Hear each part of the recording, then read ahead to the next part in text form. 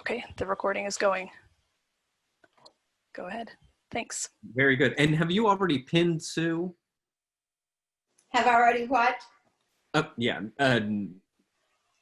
Thank you for reminding me. Does something called pinning you, which it means that your screen sort of gets priority and is the central. Oh, okay. I have now. Yeah, so it doesn't bounce back and forth between who's talking and bringing them sort of to the forefront. Okay. So there we are. Okay. Well, good morning, Sue. It's nice to see you again. Good morning, Andy. Let's go again. Yes. You know the drill. We've done this many times, so I'll be brief with these disclaimers and just say, if at any time you need to take a break or we're into a subject line of questioning that you don't want to talk about anymore, just let me know and we'll redirect, or for a break, okay. Go ahead and take that.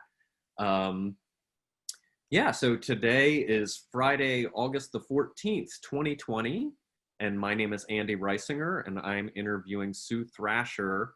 I am located in Decatur, Georgia at my home right now, and Sue is in Savannah, Tennessee at her home, and in the midst of the COVID-19 pandemic, we are conducting this interview through internet technologies, through the Zoom platform. And this interview is part of the Department of Special Collections and Archives at Georgia State University, their Great Speckled Bird Oral History Project. And we have had several sessions already talking about many aspects of your life. But I think that we're up to about 1978-ish. Yes, I think it's more than a little embarrassing how many sessions we've had to have to get me here. I'm enjoying every minute of it, and I have no shame or embarrassment. I'm just thrilled. So before we jump right into 1978, of course, I have to ask one follow-up question that I wanted some clarification on. Before you left Atlanta and moved to Durham, were you still living with Tom and Stephanie Coffin and Doyle Neiman up until you moved, or had you been in a different residence neighborhood in Atlanta? No, I would have been living there on Highland View in that house. Yeah. Mm-hmm.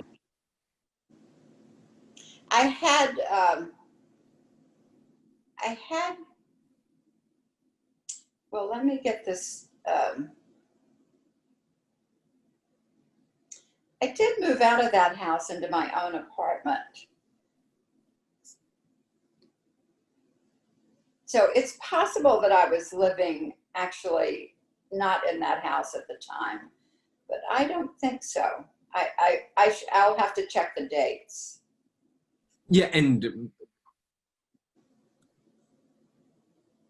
as much as dates do matter, I know that you had originally, when you moved to Atlanta, you were on 9th Street, I think? I was on 9th Street, then, and then actually in an apartment first, then in a house with the Coffins. Then we all moved to Highland View. But I did move out of the house on Highland View into my own apartment on Highland Circle or something, or Monroe Circle or something over there in that area where Trader Joe's is now. So I'm not sure whether I was living there when I closed up the Institute office and moved to Durham, or whether I was still in the house. I must have been in that apartment because I didn't go back to Highland View after I moved there. Mm-hmm. So that's a good catch, because I think I wasn't living in the house with Tom and Stephanie and Doyle at that point. Okay. But still essentially the same neighborhood that. Oh, yeah.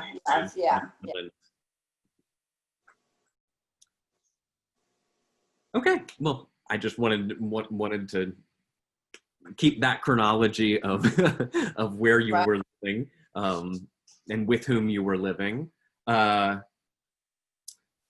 that brings us to you're about to jump off and move to the next stage of your career at Highlander. And I'll start this with asking, how did you become aware of and involved with Highlander, possibly before you became employed there? Like, what was your history? Yeah. Well, I may have mentioned this earlier. My first awareness of Highlander was way back in 1960, when Highlander was being shut down by the state of Tennessee, when the raid occurred on Highlander, and it was shut down by the state of Tennessee as the Highlander Folk School. It was located in Monteagle at the time. And the co-founder of Highlander and the director was Miles Horton. And Miles actually comes from Savannah, Tennessee. So that story about the closing of Highlander was in all the state papers. Certainly the Nashville papers would have covered that. But it was also in the local paper here in Savannah. And I had dropped out of college for one semester to take care of my mother. Mm-hmm. And that was in this, would have been that spring semester of 1960, or maybe 61. I guess it would have been the spring of 61. And so all of that was so it was covered in the local paper as this local boy running a communist training school in Monteagle, Tennessee. So I was fascinated by the fact that he was from Savannah, and it was very easy to read between the lines to know that communist training school meant an interracial institution, running an interracial, and that it was primarily about race. So that was my first time hearing about Highlander.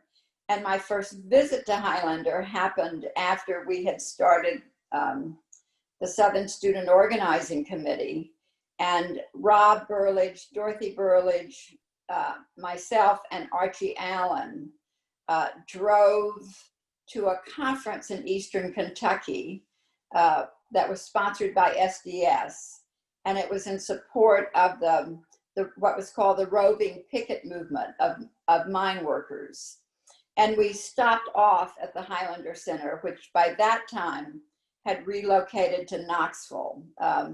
Once the Highlander Folk School was shut down very shortly, because Miles was good at this, they shut down the property of the Highlander Folk School, and he reincorporated in a very short time as the Highlander Research and Education Center, and reopened an office in Knoxville, Tennessee, in a big house on Riverside Drive. And that's the place that I went, was the Riverside Drive address. I never got to go to the Highlander Folk School, to that property, until more recently I visited the property, but I never got to go there when it was a functioning institution and folk school there. And I've since gone back and visited with Miles's daughter, so she can tell me about the property and where things were located and stuff. But I had not, I didn't go at all during those early years there. So my first visit to Highlander was actually at the Riverside address, and that's where, and then the second time I visited Highlander was more consequential. In 1964, the project that I was working on for Mississippi Freedom Summer, we went to Miami University in Ohio for the training, and we were there for the second week. Well, we were there for 2 weeks because they thought we should have extra time since we were going to be working in the white community. But I didn't arrive until the second week because I was still finishing up my job, I think, at the publishing house. But the second week, Bob Moses came to Ed Hamlet, our project director, and said that it was really crowded and that he would, at the university there, and he would like for us to go to Highlander and work with Miles Horton for the second week of training. and essentially turned that training over to Miles and Amy Horton, Miles's wife at the time. And so we ended up, the night it had been decided that we should leave, which I believe was a Sunday night, and the second wave, they trained people in waves. So the one group of people were leaving to go to Mississippi, and I think it was a Sunday night. I'm not absolutely certain. It may have been a Saturday night. But leaving from Ohio. I'm sorry? Leaving from Ohio? Leaving from, yes, from Miami University, where the orientation had been. And they were leaving on big buses to go to Mississippi. And just as at right around the time they were leaving to go to Mississippi, word began to come down that the 3 civil rights workers were missing. So it was a very high, I won't say it was tense, but it was a highly charged situation, because busloads of young people were, they were getting on these buses and going to Mississippi, and they'd just heard that 3 people had disappeared, because 3 volunteers had disappeared. And that was, so we were there when the buses left, and then I think we left and drove through the night in cars to get to Highlander, and arrived in the wee hours of the morning, and then spent the following week at Highlander working pretty intensively with Miles and Amy. And the orientation for us was really talking about what we might encounter in Mississippi, what was possible to do in terms of talking with people, how we might find moderate ministers who would be supportive of what COFO was doing in Mississippi. And I should say COFO is the Council of Federated Organizations, which was the collaboration of these various organizations in Mississippi that summer. So we spent a lot of time in a circle talking and, expressing our anxieties and fears and hopes, and really trying to think about what we would do about when we were there. And Miles is an educator, so he was really good, I think, at pushing us about what our goal was, whether it was, were we just going to talk to people or provoke or to try to educate or whatever. But we didn't, the White Folks Project, as it was called, did not have a clear mandate other than to try to find a way to work in the white community and to find some moderate voices that might speak out in favor of the COFO organization and what was happening in Mississippi.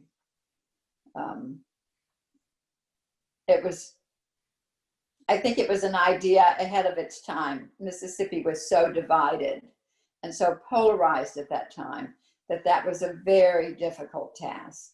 And I believe I've spoken earlier on these tapes about that project, so I won't go into that. But that training was at Highlander. And how many people do you think volunteers were there with you for that training? For the project that I was a part of in the white community, I would say there were maybe 15 of us. I don't know the exact number, but we were a fair-sized group. And I didn't go immediately after that training. I think I still went back to Nashville and didn't go to Mississippi immediately. I didn't go to Mississippi until mid-July. But other people went ahead and went to Mississippi after that. After that, I came back after the summer project and worked with SOC. So I would have been in touch with Highlander often. I knew, by that time I knew Miles and Amy, and I knew Highlander, and I would have been in touch with Highlander. But I don't recall going to any workshops there or anything for a while, until I had relocated to Atlanta, actually, and was working with the Institute for Southern Studies. And I was asked to be a member of the what was called the Resource Committee, which was a committee of the board that was comprised of both board members and non-board members.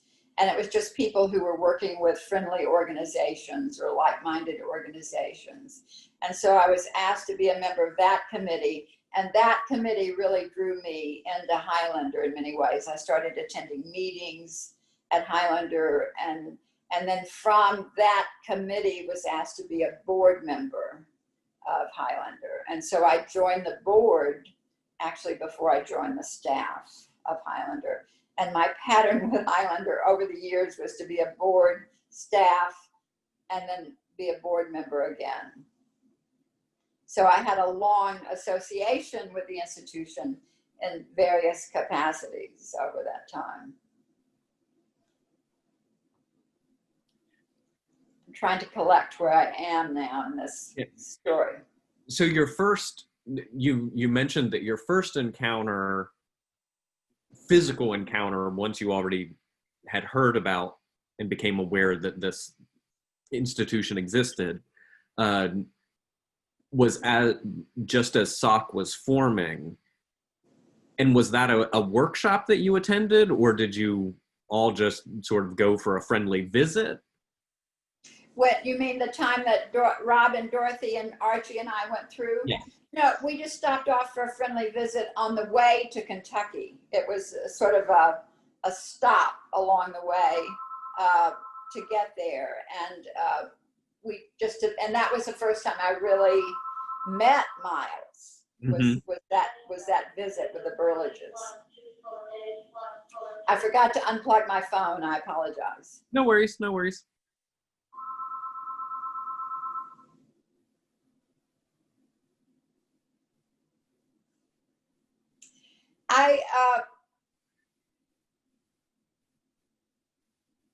I went to Highlander's 40th anniversary, and I need to think of the year. So Highlander was founded in 1932. So the 40th anniversary would have been 1972. And is my math correct on that? I'm just bad at arithmetic, but that seems about right. I'm terrible at numbers. It's why I don't remember dates. But so I believe that I was at, I must have been at the Institute for Southern Studies, and came up for the 40th anniversary celebration. And at that point, Highlander was just moving from the Knoxville place on Riverside Drive to its new farm and conference center at Newmarket, Tennessee. And so I'm not sure that everything had actually been finished building at that point, but they did hold the 40th anniversary on the site of the new Highlander. And it moved from Knoxville to this, where it's still located, to the farm out in Newmarket, Tennessee. And I went there, and I don't know whether that was my first time. I don't know whether I was already a member of the committee on resources or what at that point, but I remember being at that function and seeing a lot of people at that function. 10 years later, I coordinated the 50th anniversary celebration while on staff. Yeah. But that was one of my first memories of actually being there at the institution and participating in something. I didn't go to workshops there for a while. I'm sure I went up for some when I was at the Institute for Southern Studies, but it would have been in the 70s and not the 60s, not during the Civil Rights Movement, right. Other than the training for Mississippi. And that training, you mentioned that, as an educator, Miles was pushing for you all to have a clear idea of what you hope to do and achieve. Can you describe sort of what some of those meetings were like and was there sort of a common vision or competing visions, if you recall? No, I certainly don't think there were competing visions. I think we were really trying to create a roadmap for ourselves. And a lot of it was about bonding together as a group, frankly, although none of us, I think, were aware of that so much at the time. But I also think, and this is me talking as someone who got to know Miles from working with him educationally. So this is me talking through a filter of knowledge of years of working with him and looking back, not me talking at the time, for sure. But Miles very much believed that you learn from conflict as well as non-conflict. So he was never afraid of suggesting that that you could create conflict and that it could be a learning situation. And he was, if you look at Miles's biography, for instance, and much of his early work with the labor union, he certainly was not opposed to creating conflict. When he went into Wilder, Tennessee, for instance, he put himself in opposition to the owners of the strike. I guess that Wilder was I believe it was a mine strike. But so I think he was just pushing us to really think through what we might encounter and to not be so afraid of it that we didn't actually encourage people to take a stand, for instance, to not be,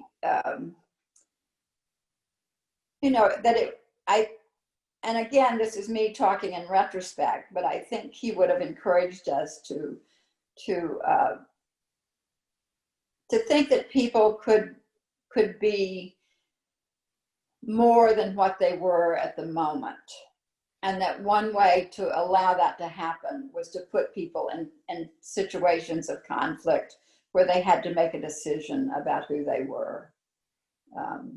Now, none of that was said in that way, I'm sure, but that's me thinking back about it.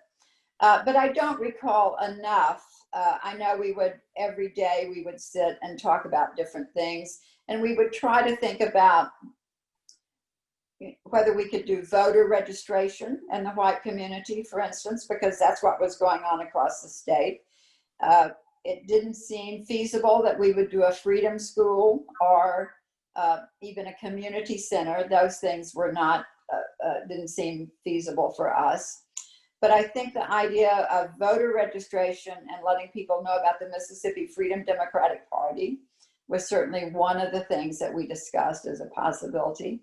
And I believe I said earlier on the tape that did happen, that Sam Shira moved out into another part of the community in Biloxi and worked with people to get that to make that happen. But we also had we were looking for any opportunity to talk and work with white people in the state.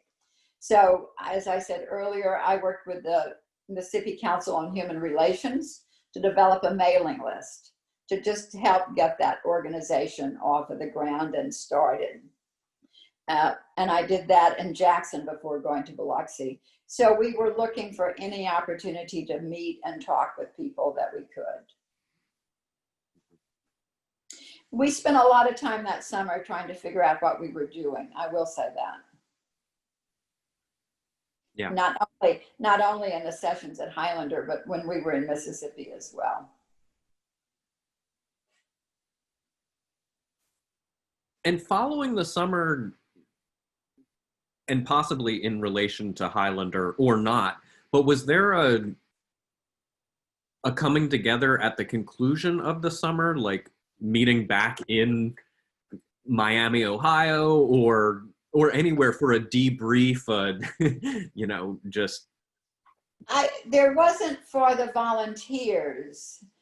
I think there was the staff the SNCC staff certainly would have had, and it may have been the meeting at Waveland that was, because there's a sort of a seminal meeting at Waveland after the summer. And Waveland, I believe, was a Methodist camp of some sort.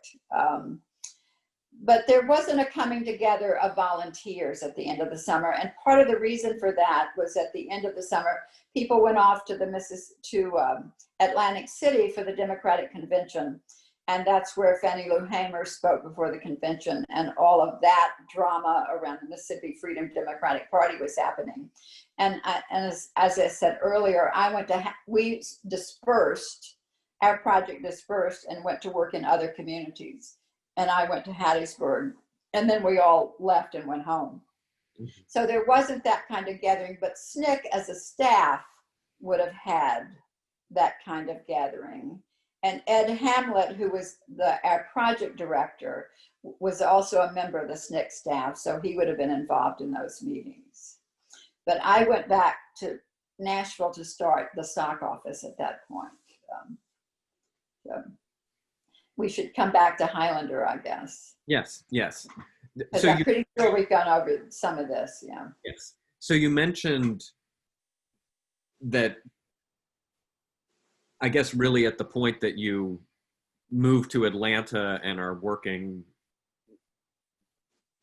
getting the Institute for Southern Studies, and then ultimately for the Institute, that you had attended some workshops in those intervening years before you became a staff member. Right. Do you recall sort of the themes or topics of those workshops, or just the impression that having attended subsequent or successive workshops, sort of the evolving impression that is building in your mind of Highlander? I don't remember specifically, except I'm pretty sure I went to one that was culturally themed. While I was at Southern Exposure and writing for The Bird, I had done all of these, started interviewing country musicians, and was very interested in how, and culture as a part of the movement. So, and culture is a part of people's lives in general. So I believe I went to one that was culture, that had a theme of cultural, and Highlander ran excellent cultural workshops for years. Guy and Candy Carawan were on the staff and were they were the people responsible for developing the cultural workshops. Ron Short was there for a while as the administrator, maybe associate associate director, and he was also, Ron is from from Virginia, was also very interested in singing and cultural things. So I know I went to at least one workshop around that theme, but I think more I was going to meetings, to official meetings of either the resource committee or later the board of Highlander, more than attending workshops. I would like to talk about workshops, but because that was something that I slowly got into over a period of time, but not until after I had done a lot of other work with the institution, with the archives and so forth.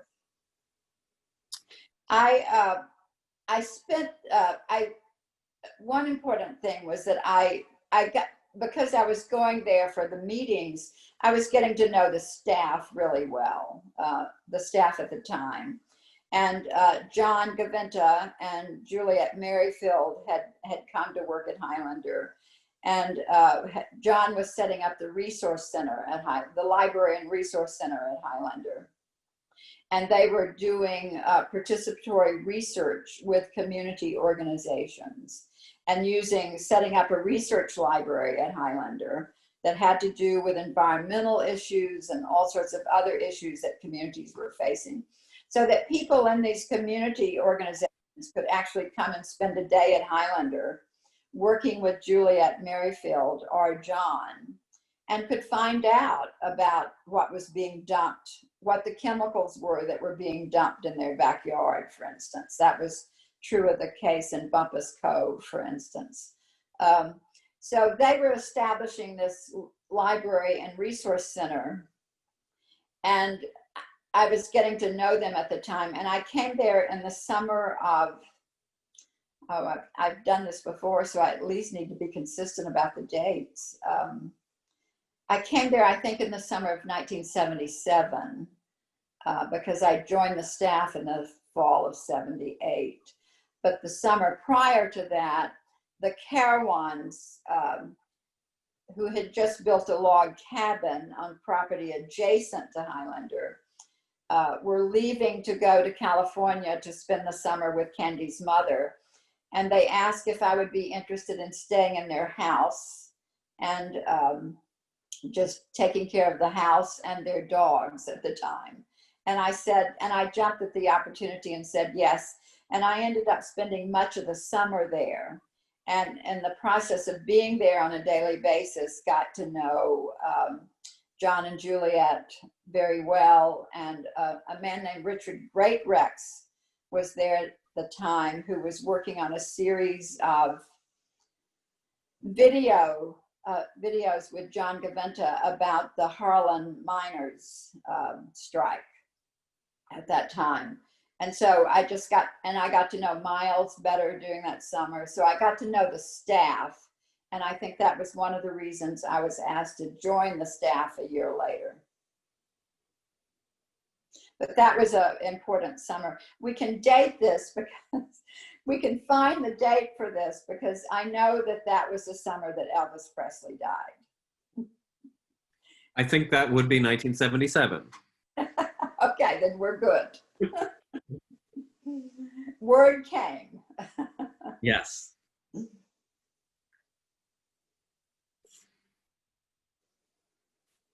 Just a little footnote about Richard Greatrex. Richard was the videographer for this series of videos that John and he were doing about the Harlan miners' strike.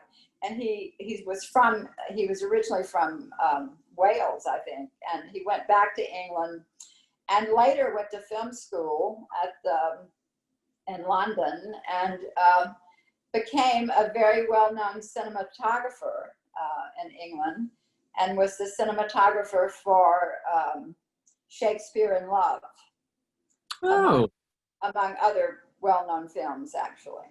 Mm-hmm. And I've seen him in recent years as we've reconnected and spent some time at the beach together with other friends from Highlander. So he remains in the Highlander orbit.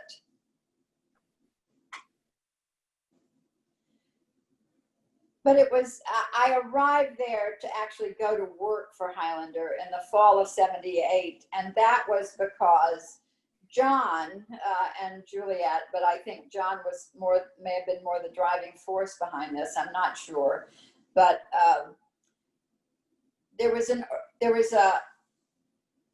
Highlander had never really gotten government money. It was an institution that was not, sort of institution not liked by the federal government, essentially, or not an institution you would think would apply for a federal grant. But there was an organization that was a part of the National Archives at that time called the National Historic Publications and Records Commission, mm-hmm. NHPRC. I don't know whether it still exists or not. I'm pretty sure it does. So that was set up to sort of help states and entities preserve archival collections. So John and when Highlander had moved quickly and in the dead of night from Monteagle, Miles had been, and I have to say, I've never known quite how the man did this, because he was able to, before the sheriff came and locked the door on the property and wouldn't let anybody from Highlander staff back on the property, Miles had actually snuck out the majority of the Highlander papers, files. And so those papers ended up at the Tennessee State Archives, much to the credit, I think, of whoever was at the Tennessee State Archives at that time, because Highlander, this was a very politicized situation where Highlander was under attack by the state. And, but the Tennessee State Archives accepted many of those files. Later, I think there was I think the agreements with Wisconsin State Historical Society came later. But at that point, these files went into the Tennessee State Archives, and I don't know, I think they just kept them in a basement and kept them safe. I don't think they advertised the fact that they were there, but they kept them safe.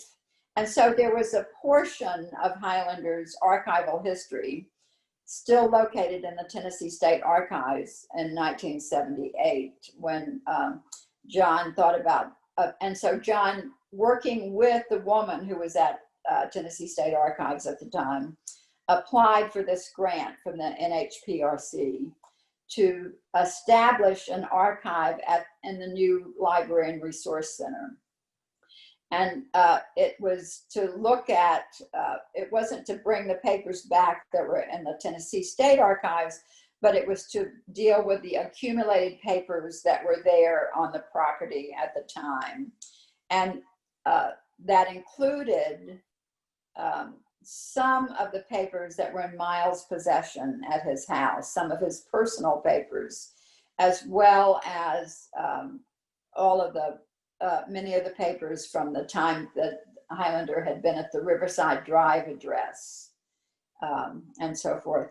But it was the papers, when I actually arrived to begin working on them, were a very rich collection of a little bit of everything, and much of it having to do with the Highlander Folk School, not just dating from the Riverside years as well.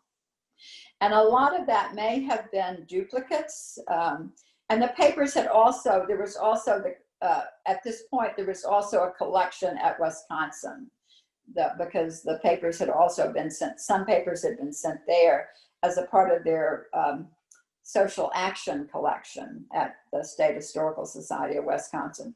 So the idea behind the little project that I was working on was to sort of send what was, if there were duplicates, to keep it in the archive at Highlander on site, so that researchers could actually come to the Highlander Center rather than traveling to Wisconsin. Or if it was something new that Wisconsin didn't have, that it would go to Wisconsin, but to work closely with the Wisconsin archivist and the Tennessee State archivist. Now, I was not an archivist, had never been an archivist, but I was sent to be trained. They didn't, NHPRC did not, but I had gotten interested in history because of the oral history interviews that I'd been doing with ISS. So they were able to hire me, I guess, based on that little bit of experience, with the caveat that I would be trained by the National Archives Association. And they did, at that point, they did trainings. I think I attended a 4-day training that was maybe done through the National Archives. And I don't remember where that was, but I know I was sent to do that and got an intensive course in cataloging and indexing and all of those things. That was actually quite helpful to me. And a lot of it was just common sense in terms of organization and trying to figure out the papers and indexing and so forth. And so that's why I came to Highlander. That's why I was hired to come and to do that project, and came in the fall of 1978 and spent and that was a 2-year grant to do that work. And I had a little office in the library and spent my days reading archival papers. And it was absolutely fascinating. I loved it, because I was reading about all of this history of the folk school, and a part of it of the time being at on Riverside Drive as well, but a lot about I was fascinated by the 1930s and had always been, and that's why I've done the oral histories for Southern Exposure in the Institute. So working on that piece at Highlander was like another piece of that whole progressive Southern history movement of the 1930s. And because Miles was a key figure in that history and connected with many of the other organizations, like the Southern Conference for Human Welfare, and later SCEF, and people like Aubrey Williams, who ran a magazine out of Montgomery, Claude Williams, the radical preacher from Alabama, Jim Dombrowski, who had actually come to Highlander as in the very early days as director of education, Virginia Durr, all of those sort of progressive people that I had gotten to know through the oral history interviews and researching that earlier period were connected with Highlander in some way. So it was a fascinating project to work on, and I really became mired in it, as you will with historical papers.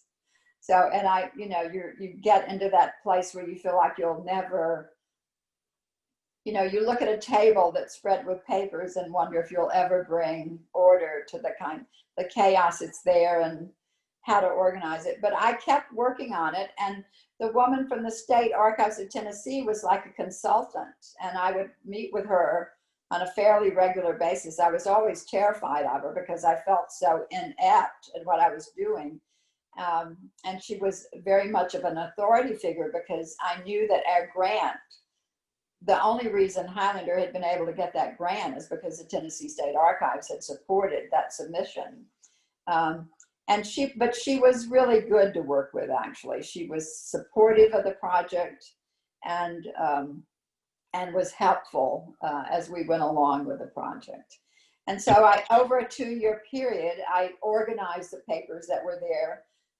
We built a little archive as a part of the resource center that was supposedly humidity controlled and all of that. It wasn't great, and I think they've now removed the papers from there. But we did have a little archival room and money to buy things like the Hollinger boxes and what we needed. We bought a microfiche machine and worked with Wisconsin to put the papers on microfilm. So all of that happened in that 2-year period, and that was my major job for that 2 years. But of course, I was also living on site, getting to know, spending a lot of time with Miles. I began from the time I moved there. I began to spend time with Miles. Partly we bonded a lot because we were from Tennessee. We were from Savannah.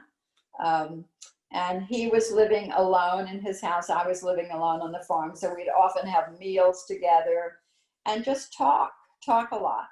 And so I began to learn about what Highlander was about, which was the educational piece. And it was the beginning of, for me, filling in an important piece that I think had been missing from my work, to actually begin thinking consciously about how people change their consciousness around issues, how education plays a role in people changing and being open to new ideas and so forth. And I felt like that was a tremendous time of growth for me personally.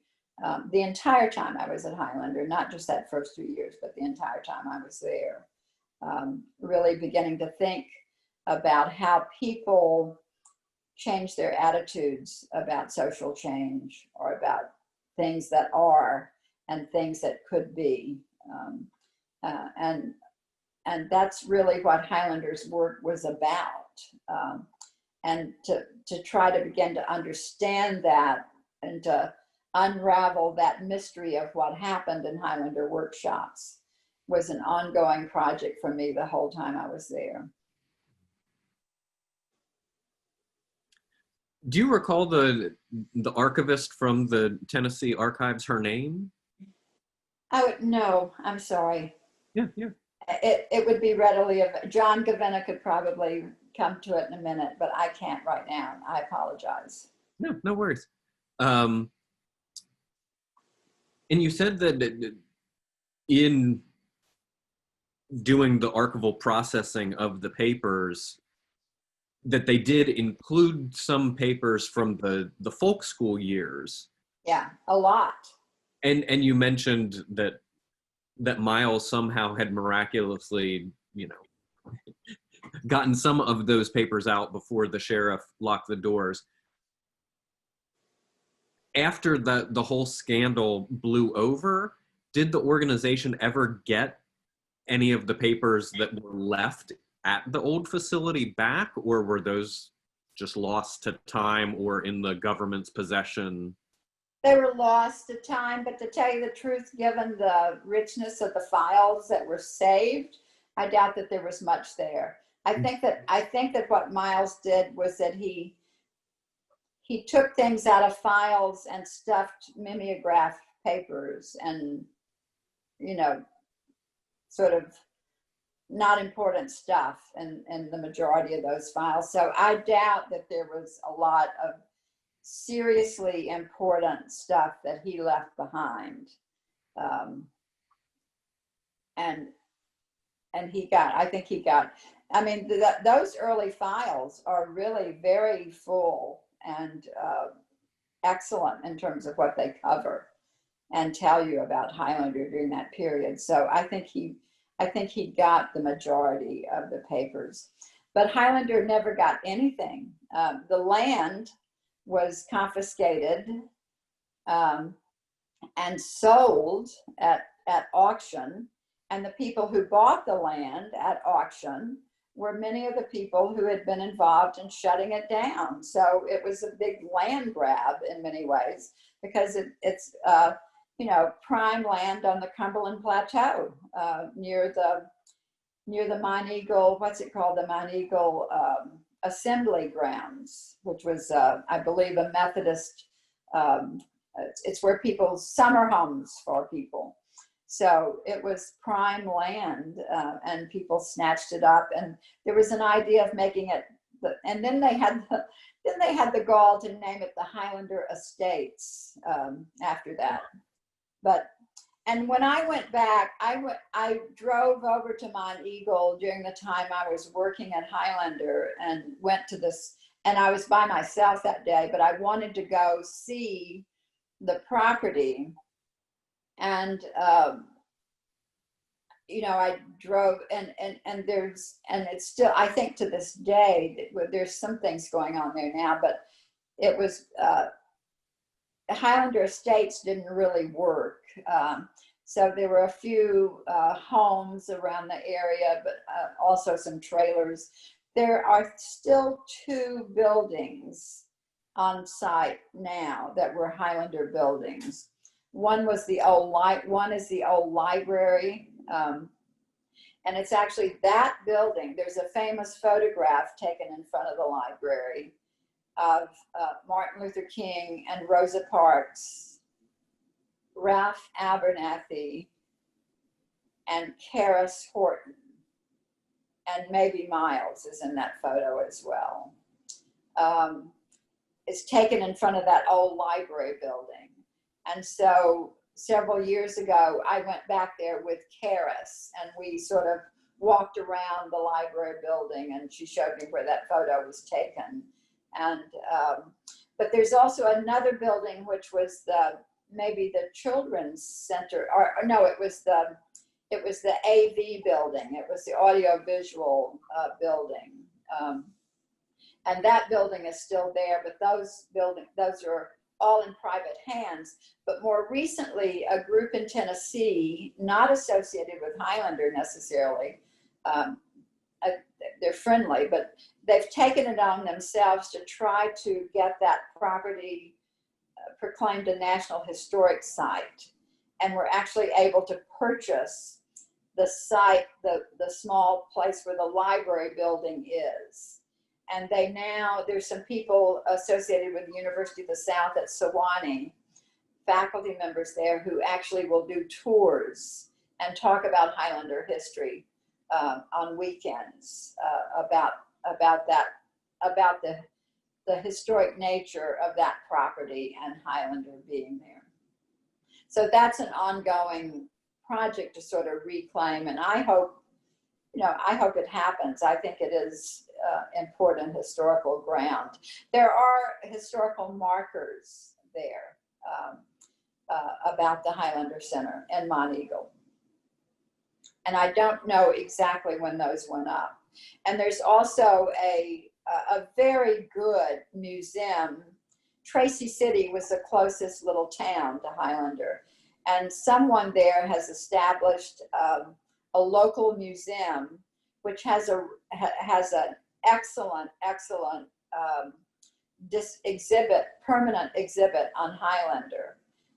And the person who runs that museum worked with Susan Williams, who's on the staff at Highlander now, in charge of the library and archives, worked with her to get that exhibit. So locally there now, there's good educational material about the folk school. But at the point I went to visit there was nothing, and it was kind of creepy. I was a little bit fearful that there was still a lot of feeling about, I didn't want someone to stop and ask me who I worked for at the time. And that was in the late 70s, because it was still it just didn't feel very good to me. Yeah. So you mentioned. There was also a woman who worked with Highlander. I think it's worth mentioning here, a woman named Mae Justice, who was a children's author.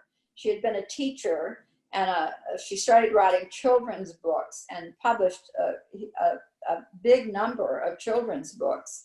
But she was very friendly with Highlander from the very beginning. She was a Highlander supporter, and she lived in the community. And in the trial, when the trial for Highlander, when they confiscated the property, Mae Justice was put on the stand, and the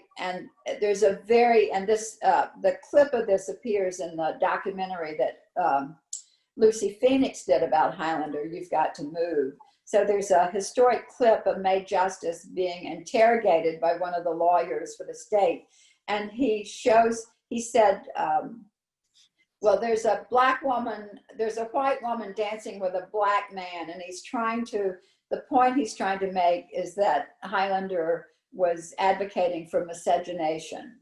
And so he talks about the dancing at Highlander, and that the fact that there's a white woman dancing with a black man, and Mae Justice has this wonderful retort about how dancing, doesn't necessarily lead to, and it's fat. She just comes right back at him, making fun of him, really. And she was a staunch supporter of Highlander for all those years, and well known as a children's writer. And this little museum that's there now also has a room devoted to her, because she was, such a pillar of that community. But she stayed, and I went there to visit her during the time I worked at Highlander. Miles's son, Thorsten, who was very close with Mae, drove me over there, and we spent an afternoon visiting with her in her little house near the Highlander property, but not on the old Highlander property. She lived in the community there and had taught school in a one-room schoolhouse there. A rather powerful woman, not that well known, but kind of amazing in terms of what she did. Yeah. Highlander's history is full of them. Yes. Including you. No, not so much. So you mentioned. I did get to interview a lot of those women when we were later doing we did a set of oral history interviews for the 50th anniversary. And actually, and I believe that's still there. There's a display of some of those and took photographs of those women in the conference center. Mary Lawrence worked for was a union organizer. She was Highlanders' labor educator for years, did 6-week summer institutes with labor, traveled all over the South. Zillah Hawes Daniels, who was another person I was able to interview. I didn't get to interview Mary Lawrence, but I did interview Zillah. Zillah was also a labor organizer there in the early years. Worked with Highlander. Later, Lucille Thornburg, who lived in Knoxville, organized with the Textile Workers Union. Many strong, powerful women working professionally as union organizers and educators from the 30s on. And of course, Zilphia Horton, Miles's first wife. Mm.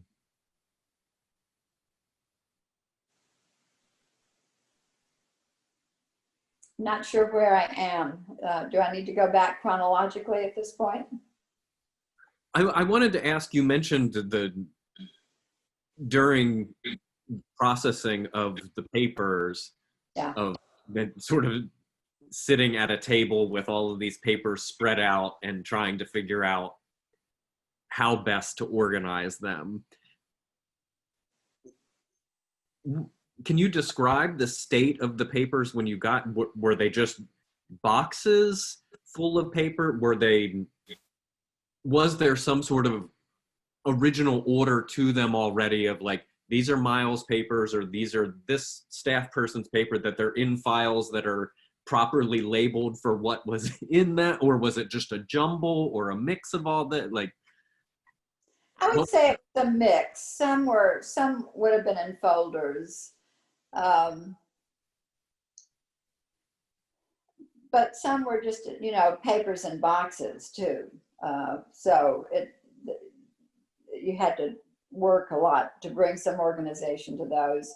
But also what would happen is that Miles, my sense is that Miles spent some time watching me, working with the papers, talking with me, figuring out how much he trusted me. And then at a certain point, he began to bring a few things down to turn over to the archives. And absolute jewels, letters sometimes. There's a set of letters, for instance, between Miles and,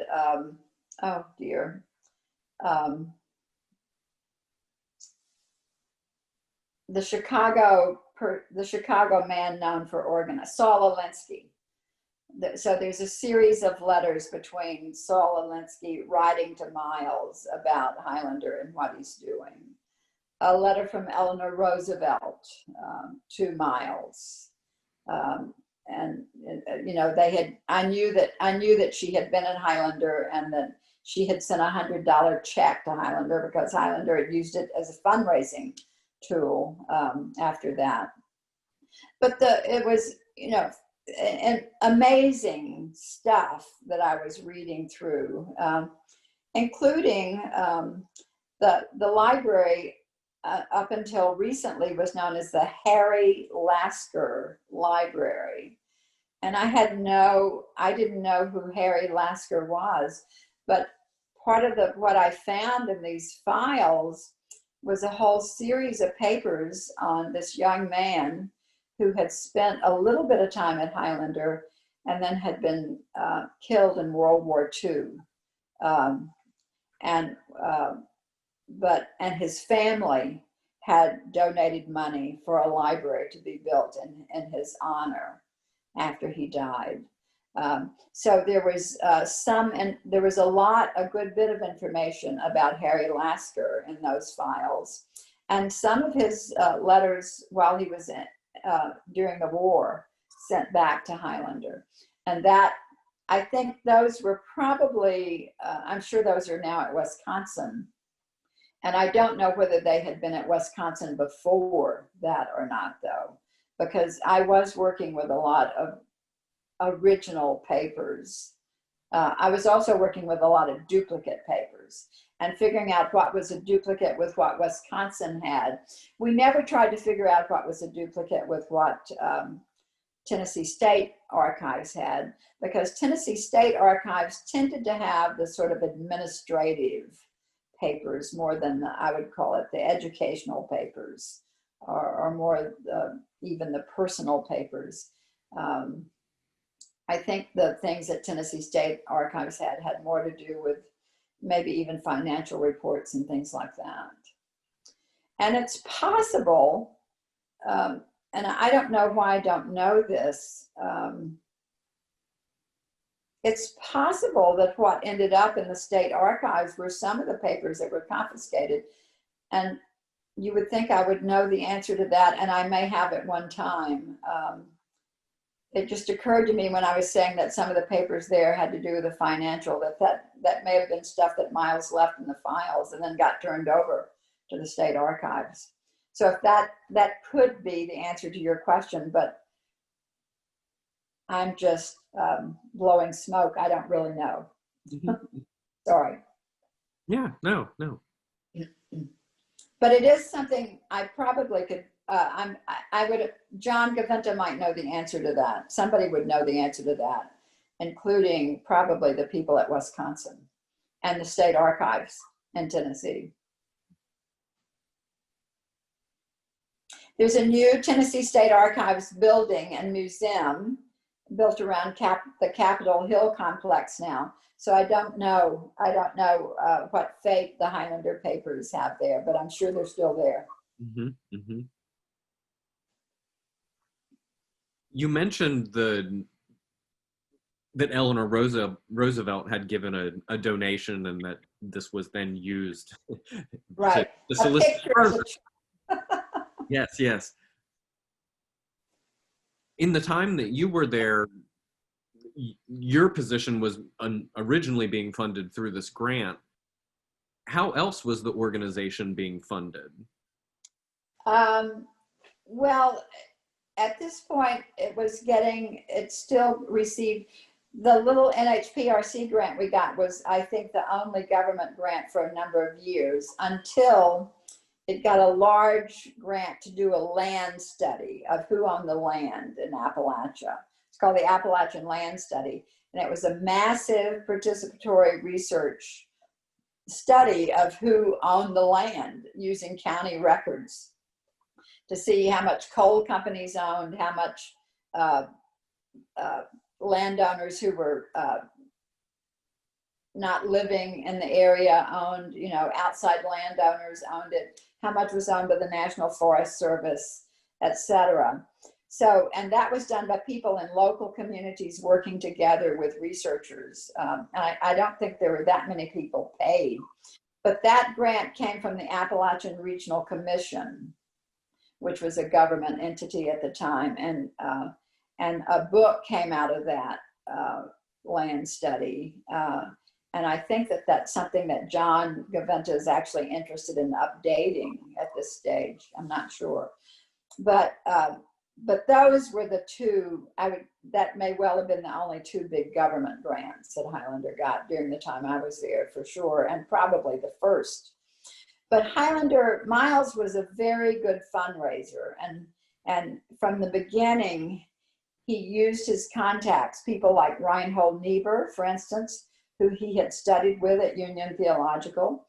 The first fundraising letter for Highlander was signed by Reinhold Niebuhr, and so people responded. But he also had good contacts with the progressive foundations at the time, and there were some, like the Thiel Foundation. And the Thiel Foundation had been very instrumental at the point where Highlander was closed, the Thiel Foundation continued giving money to Highlander. So those progressive foundations had been extraordinarily key in helping Highlander survive the kind of attack that it was under from the state of Tennessee. But there were a number of, at the point when I was there in the 70s, there were a number of the New World Foundation, Field Foundation still, some other foundation, Norman Family Fund, other foundations that were giving us not large grants, but grants that helped us. But much of Highlander's money base came from individual giving. And that was always the case. And so there were always fundraising letters going out. Highlander did a regular newsletter that I later worked on a good bit. And that would go out quarterly and people would contribute. So a lot of people, and Highlander did house parties all over the country. That's how Miles had really supported the institution from the time it started in 32. There would be regular house parties in cities like Chicago and San Francisco and New York. And there were very powerful people. A judge, a progressive judge in New York would host a party in her apartment. Ralph Hellstein, who was working with the Meat Packers Union, would host a party in Chicago. Later, Herb Cole, the educator Herb Cole, who eventually did the book with Miles, would host a party in California, in the Bay Area. So a lot of people supported and would get on the list and contribute that way. And I think that's still the case with Highlander. Mm-hmm. But there are a good bit of its financial support base comes from individual donors. And also the Ford Foundation later gave money to Highlander, and I think still does, actually. So I always thought of them as the progressive foundations, and there were progressive foundations. And later on, I guess it began happening during the time I was there, a younger generation of inherited wealth people began giving money away. And that seemed to me to change the landscape a little in terms of funding, because people like the Pillsbury family, for instance, or other people who had, the Rockefellers even, the younger generation in those families who had inherited wealth, as well as many names that weren't well known, those people began to get interested in social change and giving money, and I'm sure some of that came to Highlander as well. The J.C. Penney Foundation, the daughters of the founders of J.C. Penney, were one of them interned at Highlander, and they were big supporters of Highlander. But it always was a combination of individual donors and foundation support, and not much federal or government support.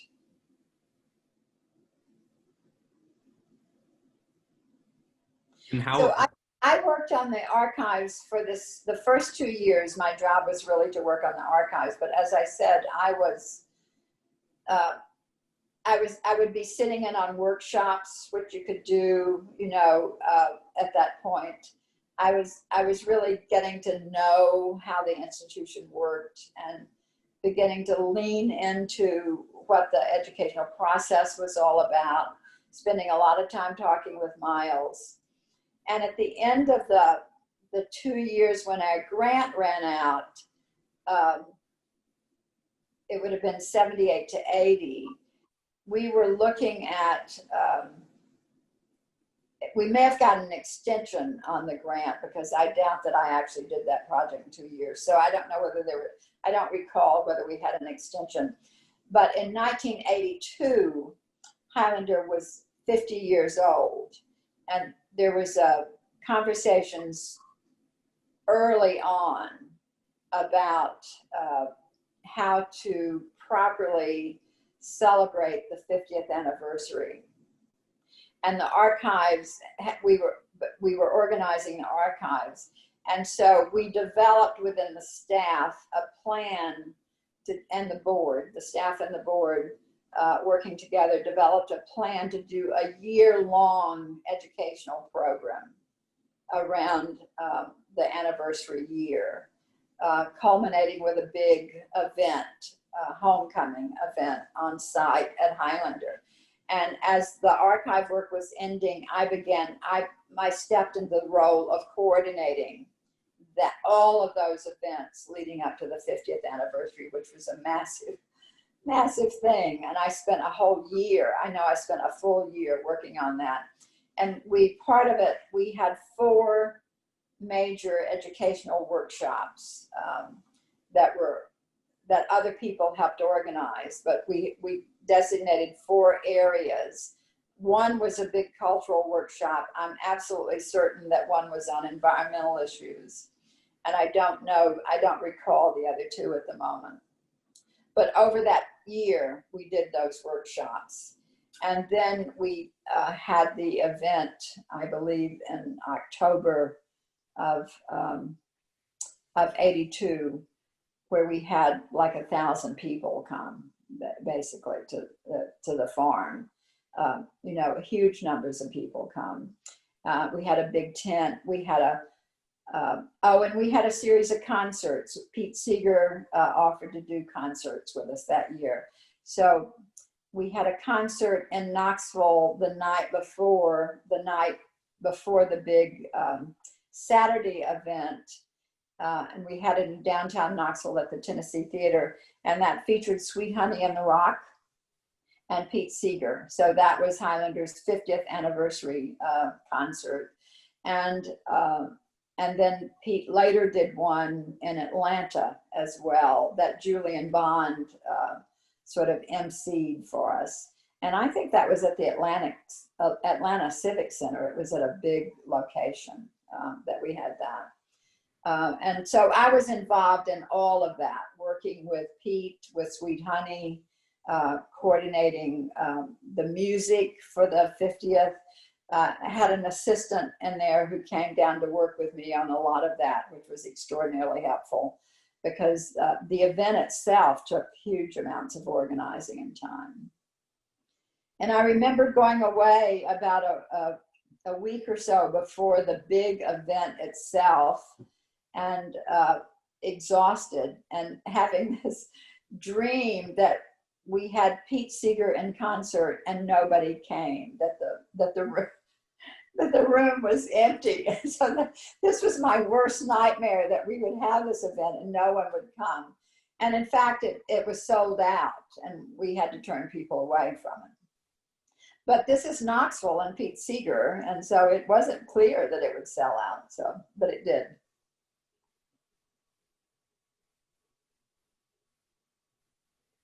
It was a very, that event is documented in Lucy Phoenix's film, Eyes on the Prize. She uses the footage from that event throughout the film. Lots of singing, lots of people there from all over. I have a photo actually in my dining room from that period that includes Pete Seeger, Sweet Honey in the Rock, the 4 women from Sweet Honey in the Rock, Florence Reese, the wife of Sam Reese, the miner from Harlan County, Kentucky, who wrote the song, Which Side Are You On? She was living in the Knoxville area at the time. Willie Peacock, who was one of the SNCC organizers in Mississippi, from Mississippi, is in that photo. Hollis Watkins, another SNCC organizer from Mississippi. Guy and Candy Carawan. And I don't know who else is in the photo, but it's an amazing photo from that time.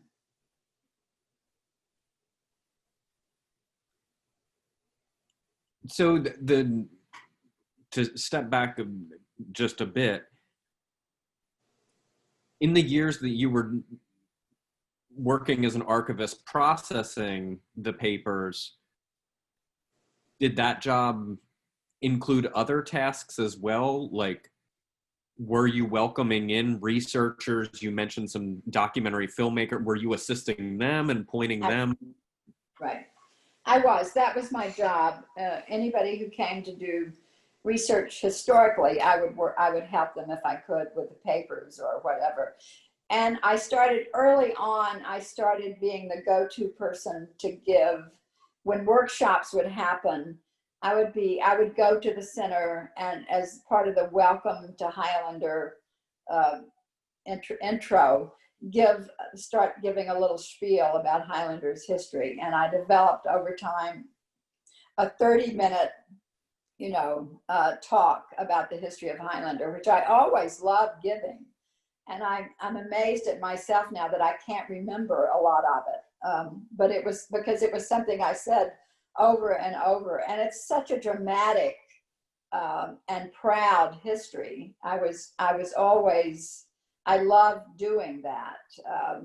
And people were always very interested in the history because, it is very dramatic and it is a very proud history.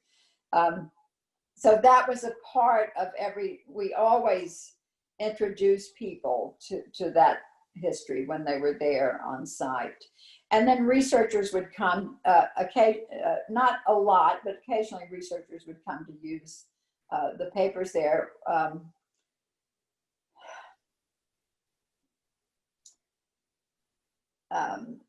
I'll think of the person who came, the person who wrote one of the early, David, is it Garrison? One of the biographers of Martin Luther King came early on to use the papers. I remember him because he came in a snowstorm and got snowed in for 3 days because there were no plows in Jefferson County for snow. Garrison, I think. David Garrison is his name. But I did, and if you were there, you did a little bit of everything. I mean, I was, for sure I did the history. And John and Juliet would be working with, on the land research or the participatory action research. But you would also help in the kitchen if that was needed, because we had a cook and we served meals, family style meals in the kitchen at that time. I think later on the health department demanded a different kind of meal service, but during the entire time I was there, the kitchen was one of the magical places at Highlander. It really was where people met and became friends and talked and visited. And everybody who came to Highlander would get to know the cook, whoever it was. Frankie Cooper was the first person there when I arrived.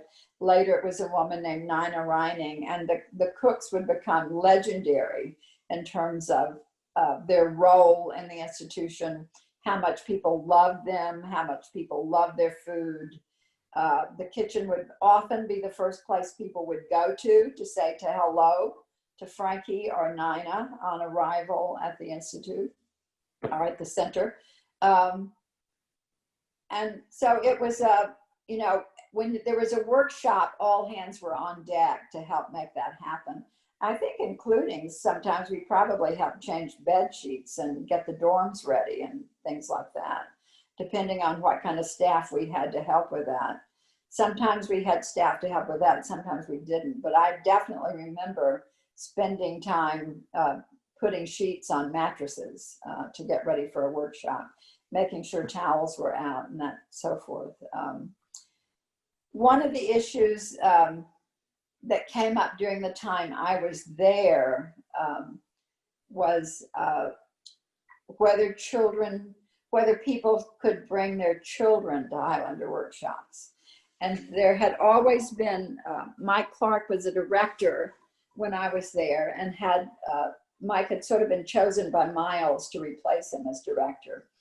And Miles and Mike both had a position that was clear that people should find arrangements, that Highlander was an adult education center, that it was not for children, and that people should make arrangements in their communities for childcare. Well, it was interesting to watch this play out because at the 50th anniversary, which would have been 82, one of the things that Mike Clark said at that event, which Mike was no longer the director at that time. Hubert Sapp was the director in 1982. But one of the things Mike said is that Highlander, one of his criticisms of Highlander, and therefore a good self-criticism, because he had been the director at a time when this could have happened, was that Highlander had been a part of every major social movement except the women's movement. Highlander was never very open to the women's movement, even though there had been meetings at the center organized by one of the Highlander staff. But women's issues were not looked on so kindly because they were seen as, and I think I talked about this earlier in terms of my own perceptions, they were seen as not being a priority. Class and race being prioritized over gender issues. So Highlander had not been a welcoming place for women's discussion around women's issues at all, I think. And Mike made that criticism in the 50th anniversary, in his speech at the 50th anniversary, saying that was something the institution had missed and that it was not to its credit. And I thought was very good that he said that. But you could see this play out somewhat in the discussions around childcare, because one of the things that happened, I think, and it happened over a few year period, and it happened pretty rapidly, is that people were told that they couldn't bring their children. But there were a lot of younger people getting involved, and there were children, and there were also staff members who had children. So there was a need on weekends for childcare. John and Juliet had 2 young sons. Other people had children. So one thing that happened is that people just brought their kids. It was, to me, it was like passive resistance. There was a rule that you couldn't bring children, but people would bring them.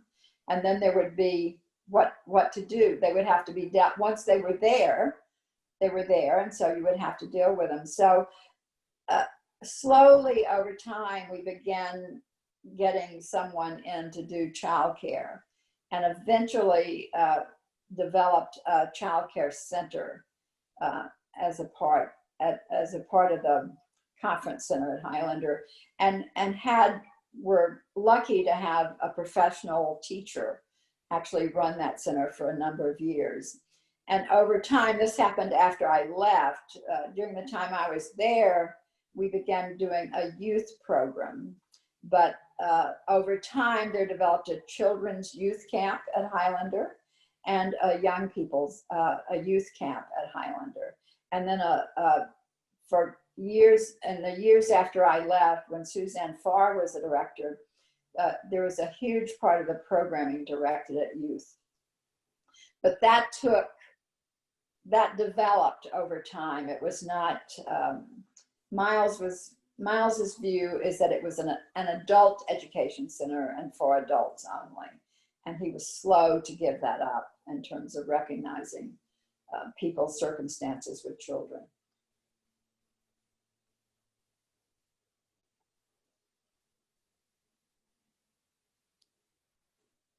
But I think the initial question was, did we do other things? And the answer is yes, we all did a little bit of everything. And I imagine including some childcare was thrown into there, because these children would arrive and they would need to be taken care of. And in that, it also included dishwashing after meals. People, the system was that there was a cook, but everything else was done on a volunteer basis, both by people in the workshop and by staff. So everybody jumped in and did wash dishes, put them away, set the tables for the next meals, etc. And I imagine did the cleanup when the participants left of Right, stripping exactly. beds and doing the laundry and Yeah, yes, yes. Now, sometimes we had people to do that, people that we hired part-time or something, and sometimes not, but we'd need to help with that. But and was the cook full time, or was this part time only when workshops were going on? Like, was the kitchen open every day for staff, or? no, not at that point, it wasn't. It became a full-time position under Nina Reining. I don't know whether was a full-time position for Frankie, but mostly it was weekends. But Nina was made the director of the center while I was there. And so she was in charge of running, excuse me.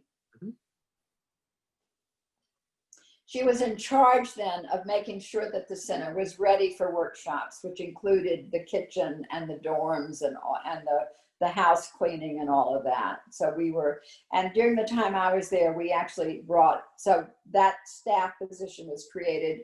And there was also someone, because we lived on a farm and hay fields had to be mowed and yards had to be mowed. And we couldn't do that, or we didn't have time for that. So a farm manager was brought on at that time, who did all of that work and became an essential part of the staff. And it was during the time I was there, and I think I think I'm right about this. During the time I was there, salaries were based somewhat on need, but were pretty close in terms of what we were paid. I was paid like most other people, because I lived on the farm and had housing. I was paid $100 a week. That was my salary. For most of the years that I was there, I don't recall getting a raise. And out of that would come Social Security and insurance, because we did have insurance coverage. But that was it. But so most of us were making meager salaries. But the farm manager I think had a family of 4. So he was one of the highest paid people on staff, because he had more, and lived off the farm. And if you didn't live in one of the staff houses, and you had extra money as well to help cover the rent or mortgage or whatever. That's not the case. And I think, fortunately, over time, and that was, I think, what we were doing, that was also true with the Institute for Southern Exposure and Southern Studies. We had very modest salaries based on what we could live on comfortably, but not exorbitantly, for sure. And much of the idea was that you were committed to doing this work, that it wasn't about money or income. So nobody was thinking about retirement, for instance, or any of those things. But over time, at Highlander and in other social change organizations, that shifted, and I think, to their credit, became more professionalized with decent salaries and retirement plans. Even Highlander, early on, after not right after I left, but sometime in the 90s, I think, developed a pension plan for its people who worked there.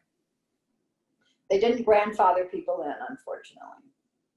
Not even Miles?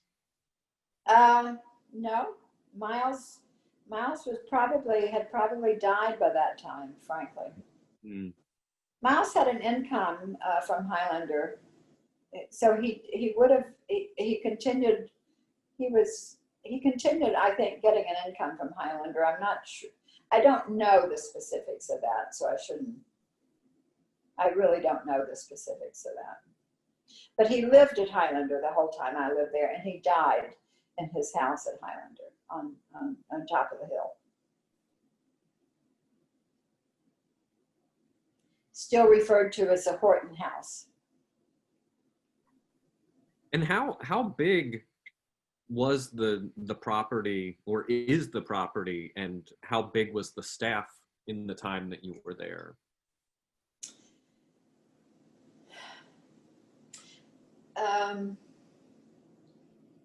We had interminable staff meetings, as all organizations do. I think there were about 10 to 12 people on staff while I was there.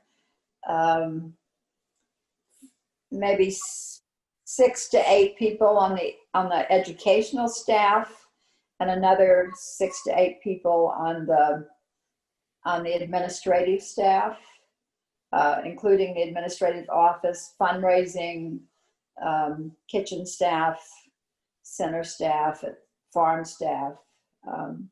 So I'd say around 15 to 16 people. But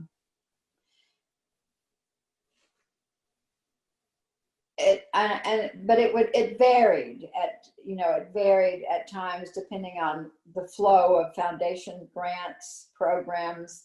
I think there were more people brought on when the big land study was going on. There were consistent staff changes at Highlander over the years. Mike Clark was the director when I arrived. Hubert Sapp was the director when I left. I was thinking last night when I was trying to make some notes about my work there. At some point, one of the big programs during the time I was there was the environmental education program. And I know Helen Lewis was the person who had, and John and Juliet worked on this program as well, especially the research end of it. But there was this, in the late 1970s, early 80s, I think there was this false premise about in the world that environmentalism was a middle class issue and only organizing was done by middle class people, when what was happening what was visibly happening in Appalachia and in poor southern communities in the South is that those communities were being used as dumping grounds, often for dangerous chemical waste. So poor Black communities would be chosen that were out of the way and where there was not a lot of power in the community, would become dump sites. And that was the case in some of the mountain communities and in some of the southern communities. And Helen Lewis early on recognized that as an issue that was important for community folks that Highlander worked with, and set up this environmental education program. And it became one of the most active, vibrant programs during the time I was there. Lots of activity in communities around it, lots of workshops at Highlander, lots of connecting communities to this. And I wasn't that involved in that program. I knew the people involved and would occasionally visit in those communities. But Helen and John and Juliet were much more involved than I was. But at some point, and I'm not sure why I did this, I think it may have been because I had a personal agenda, but I took a trip through Alabama and Mississippi and Louisiana.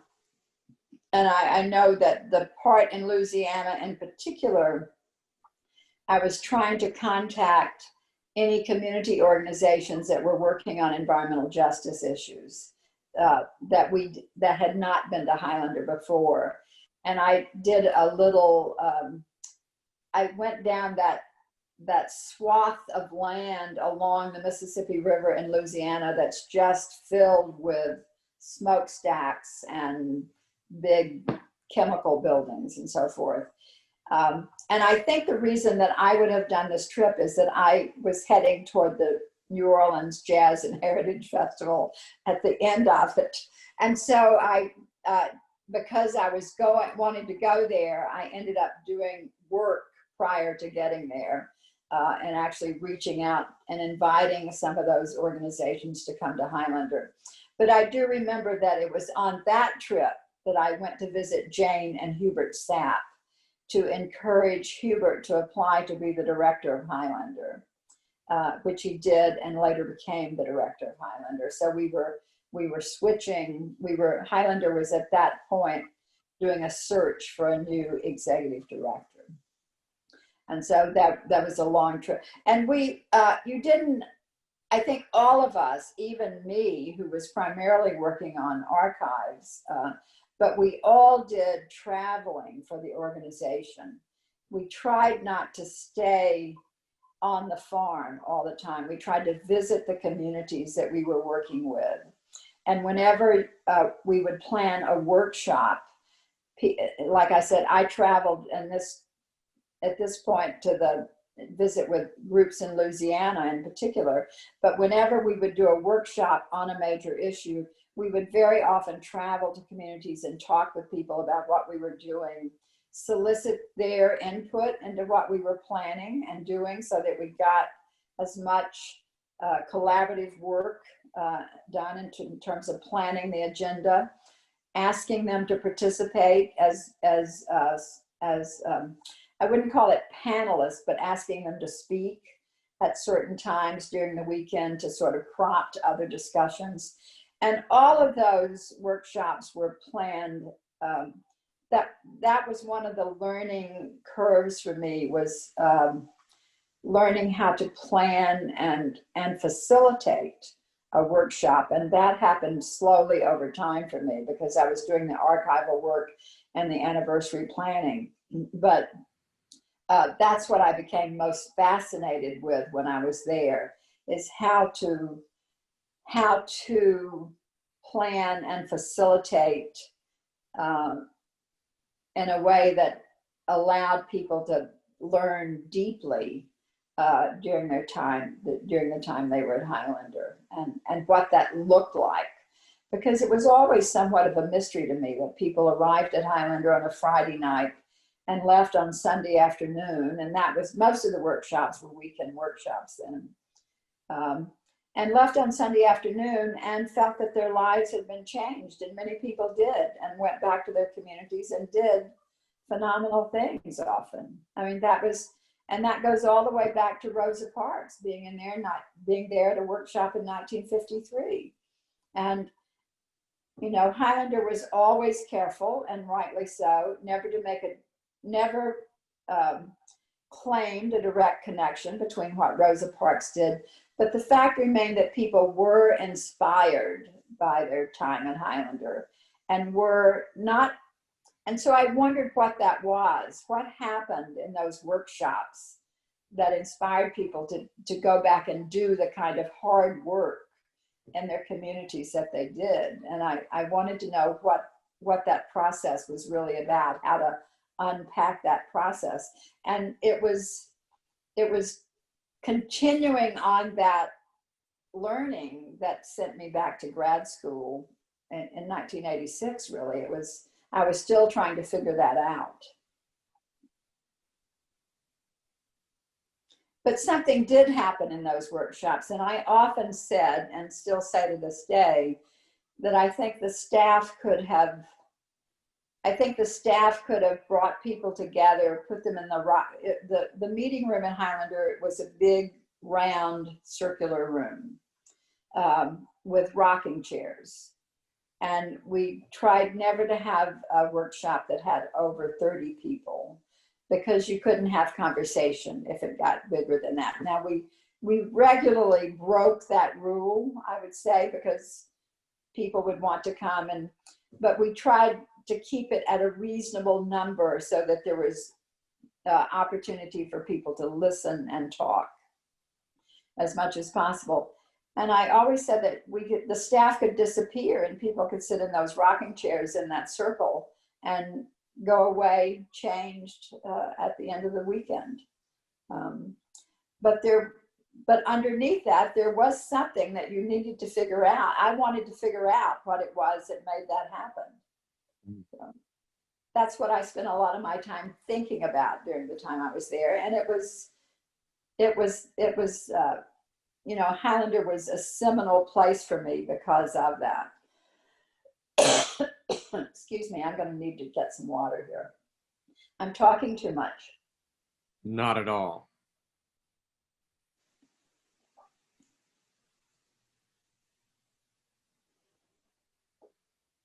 So with all the thinking that you're doing about how people are changed by this experience, what were some of your early thoughts, conclusions about that, or the experimenting that you were able to insert into the process? Or yeah, how did you play with that? Well, one of the things, I'll connect this with the archives. One of the things I found, and it was, I remember it when I found it, one of the things that I either found in the files I had or that Miles brought down were these little index cards of his handwriting, where he had made notes to himself during the year that he spent in Denmark, or during his visit to Denmark prior to coming back and starting the Highlander Folk School in 32. So he had these little index cards where he made notes to himself as he was studying the Danish folk school system. And he eventually decided that the Danish folk school model was really not what he was about doing, because the Danish folk school model is actually much more of almost a professional model or vocational model of education. And he had in mind social change education. And he always called it social change education. But on one of the cards, he had written, "Go home, get a place, and start." And he eventually decided, that he just had to go put himself in a situation and begin to do the work and learn from doing the work, and let the community and the people and the context that he was working in shape the work, not sort of figure it out in advance. And so he came home and he got a place and he started. And he didn't, and I thought, is it really that easy? And one of his other things, he just talked about listening and letting people bring their own stories. But it all felt very, to me, all of that felt very almost mystical. But over time, I grew to understand that is exactly what happened in Highlander's workshops. And one of the things that helped me was a quote that's been used with Highlander a good bit, and I think it's very apropos, that one of the early participants at Highlander said, "When I came, I had one piece of the pie, but when I left, I had the whole pie because of what other people had put in." And Miles had made a note that you just start a meeting and listen to people and let the questions come from the group. So I don't think he went into meetings, even in these small communities like Ozone, where he went in with an agenda, or he may have done that early and figured out that didn't work, and that you had to go in and you had to let the people come with their own questions. And I later, and I think I wrote about this at some point, it felt to me that doing that kind of educational work, where you're the facilitator, your job is to facilitate an educational process. It always felt to me that you were working without a net, that you actually had to be willing to go into a room and facilitate a meeting where people could ask questions, raise questions, comments, and your job as a facilitator was to deal with what came up. So you didn't have anything under you, really. You were working in that moment, and thinking in that moment about how to facilitate that process. And, you know, I think part of it was understanding that you could trust the people in the room to talk with each other and to respond to each other. And I think we spent a lot of time developing that trust when people first arrived at the center. Friday night, when people would arrive, one of the things you would do, and this is, it's not a format, but it was certainly, we always did this, so I guess it would be somewhat of a format. But we would spend, one thing, we would talk about Highlanders history. But the most important thing that would happen on a Friday night is that people would introduce themselves by telling the story, their own personal story, and how they were working in their community. And that took whatever time it took to go around that circle and for people to talk. And what ended up happening at the end of an evening is that people knew they were in a room with people like themselves, that people had similar issues to what they had. People had similar doubts and fears and hopes and all of those things. So there was a familiarity that developed in that room that night. And people and I think when people left the meeting on Friday night, they trusted each other. They felt like that was a safe room to say whatever they needed to say or to play around with ideas. And there was, to me, the hardest part of a weekend workshop, and this was much later when I actually was beginning to do more workshops, was you would spend Friday night developing that trust, and you would have people, you would ask certain people or people that you knew who had done a particular kind of organizing or who had a good story to tell that would enable other people to add to the conversation, to have them lead off on a Saturday morning. But then, and then there would be a break for lunch. And then the hardest part of the weekend was coming back after lunch on a Saturday, because that's when you needed to move from storytelling about what people were doing now, sharing their stories, to an analysis of what it all meant. And what they were going to take away when they left the following day. And I think if you missed that moment, you missed the workshop, you missed it, you missed your chance. So, and people, you know, after a Saturday big lunch at the center, people wanted to go off and take naps. And we would sometimes take a fairly decent break.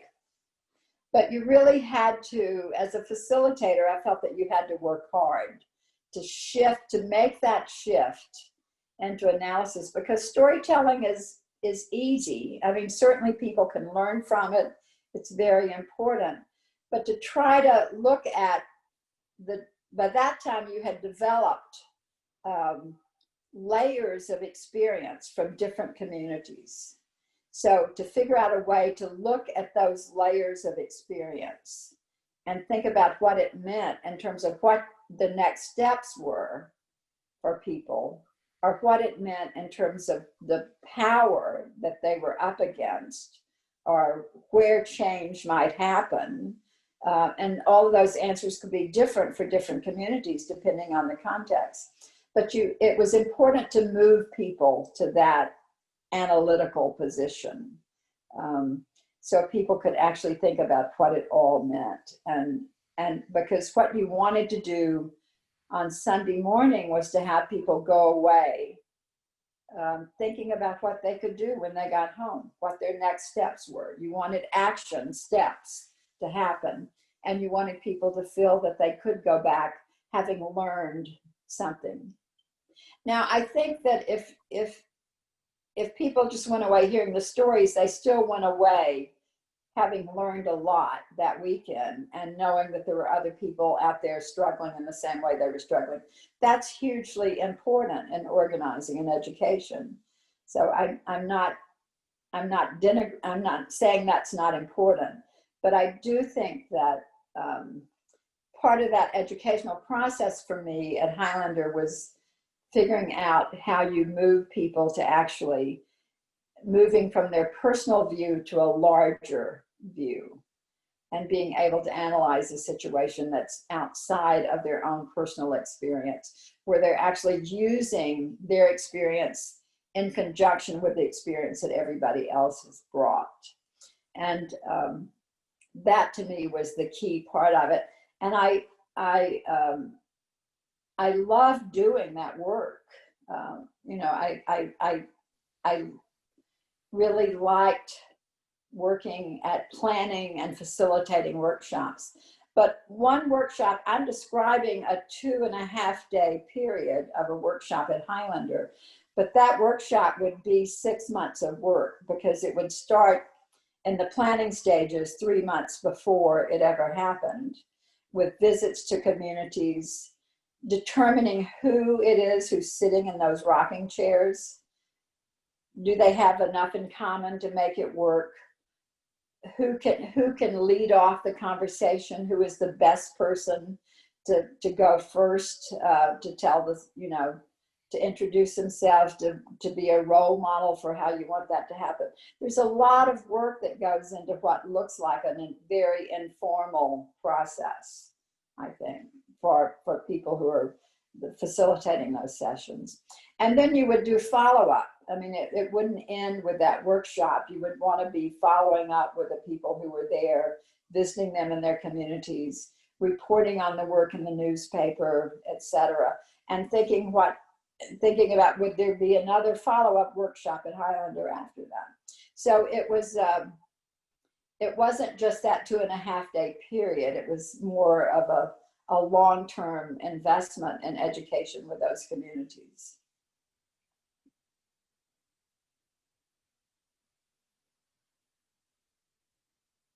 And what would have been some of the topics or themes of the workshops that you were facilitating, organizing?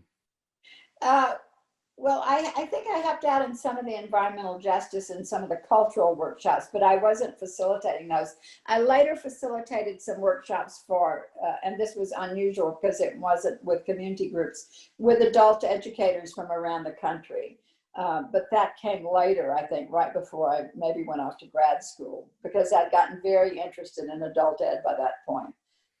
But I'll give you an example, and it's certainly one of the ones I remember the most in terms of what we learned from it. And I don't believe this was, this was not one of the 50th anniversaries workshops. This came later, and it was we had an economics education project that I was a part of, and so we were trying to look at how people learn this whole issue of popular economics and learning about what economy in your community and in your own personal situation. And especially we were interested in this in terms of women, how women contributed to the economy in those small communities that they lived in and how it affected them. And so we had a workshop on women, and I don't know whether it was called Women and the Economy.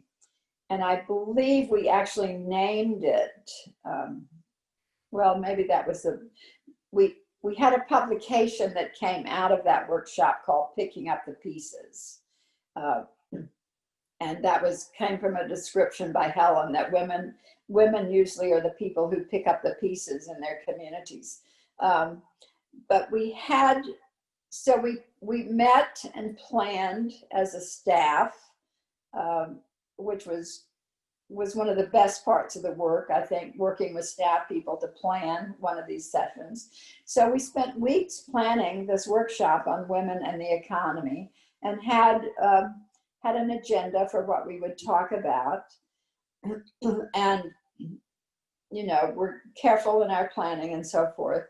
And it was all women. This was one of the few all women workshops that we did. And what happened on Friday night is that the person who led off the introductions And we had asked her to lead off the introductions, introduced herself and talked in very personal ways. And as a part of her story, talked about violence inside her relationships. And so and then we went around the room and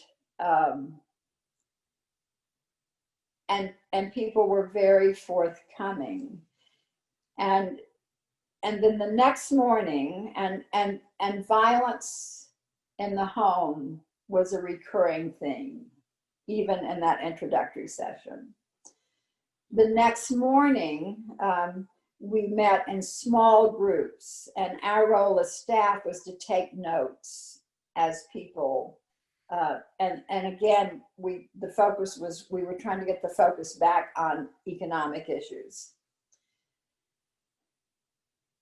And I was in one little group, and within the small group that I was in, which would have been 6 to 8 people, no more, and I was responsible for taking notes, not participating as a participant, but simply as a staffing it and taking notes. The stories that were told in that morning meeting had to do with violence against women. And it was as if permission had been granted to talk about this issue, and it was talked about. That's what people talked about. And that was true in other small groups as well. And we met after that morning meeting as a staff, and knew, one, we were not prepared to go further with that topic, to facilitate further discussion on that topic. We just were simply unprepared to do it. And two, we wanted to reclaim the topic that people had come there to discuss, which we knew was also important to people. So these two things were being held in common inside these small groups. So what we did, it was, and I think this is an unusual workshop because it was all women and because this topic came up. What we made a decision to do was to take a long break, and women literally went off and took naps because it had been so draining. The discussions had been so draining. And then we came back together, sort of late mid-afternoon, to try to go back to our original agenda items, and did somewhat. I mean, because money and economic survival was very important to every woman in that room. But this personal business of violence inside the family had come out and had been given space to come out and was there. And it was very educational for me. I was later and several years later, I was in a group in Canada. I'd gone up to, I think I probably was working on my dissertation at the time, and I ended up being in a group, a small group of women from native reservations with people from the city of Toronto and other places. And I remember the same thing happening. And I realized that it was only in these groups that this could actually happen. Only one woman needed to say something to raise the issue of violence inside the home. And it was familiar. It was a very familiar topic to more women than you would ever want to imagine. And it was startling to me. This was not something that I had spent a lot of time, it was not something that was in my own history, and not something that I had spent a lot of time thinking about. And certainly the workshop at Highlander turned my head right around about it, and literally amazing to me. And still women were doing phenomenal things. I mean, these women who had been invited to this workshop were leaders in their community, were working on issues of economic survival for women, creating co-ops or whatever it took, or finding ways for women to have some income or jobs or something. And yet there was a need to just lay bare some of these personal things.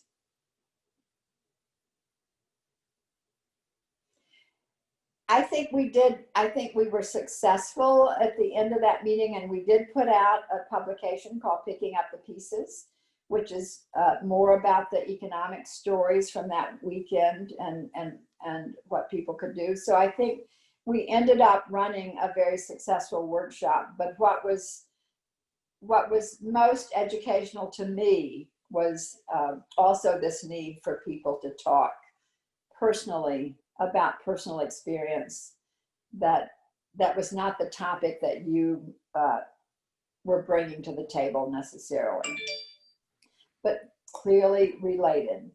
I had, and as I said, I had the same experience later in Canada. I also had somewhat the same comeuppance is the word I want to use, because I think every time when you're doing educational work like that, and but you're also trying to create a place where people can bring their own stories, you do not know what is going to come up, and you do not know what's important to people in terms of their story. I was teaching a writing class at UMass years later when I was in grad school. Part of my job was to develop courses for workers at the university. And I developed a course called Working Lives. And it was what I envisioned this course as was a chance for people to write about their work in a way that helped them think about their work and maybe just get out some thoughts that they couldn't say to a supervisor or whatever, but a way to sort of think about their work on a daily basis. And this was an 8-week course. They generally were 8-week courses. We would meet once a week. And I had women who were secretaries at the university, people who worked as maintenance people in the dormitories, people who worked in the physical plant. These were AFSCME workers, people who were part of the AFSCME union, and people who were part of the secretaries union. And so I gave them a prompt for writing that had to do with work, their work at the university.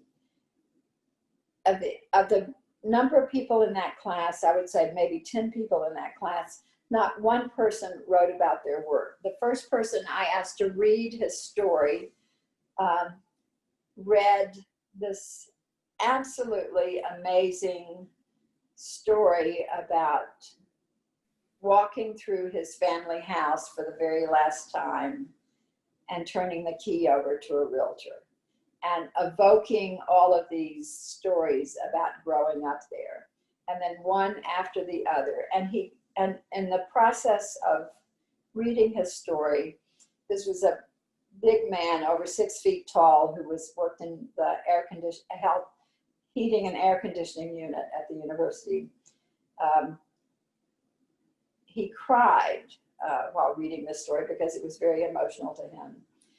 And one after the other, people read their stories, and none of them were about work.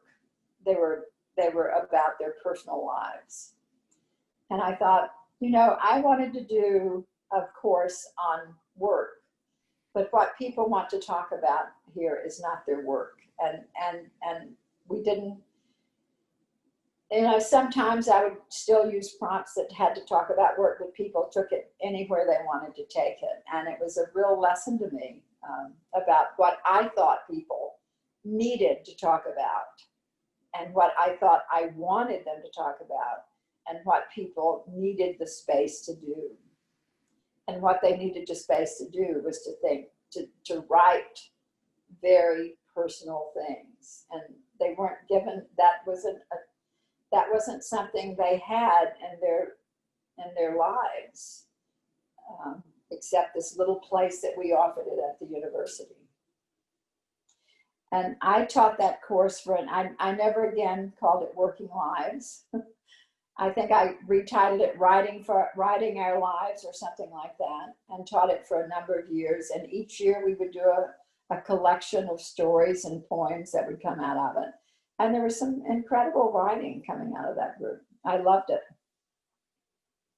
But again, the point is really about expectations that I might have as an educator, and where people are, and what they need. And that was certainly something that was in play in a Highlander workshop, and any kind of educational workshop I ever was in, really.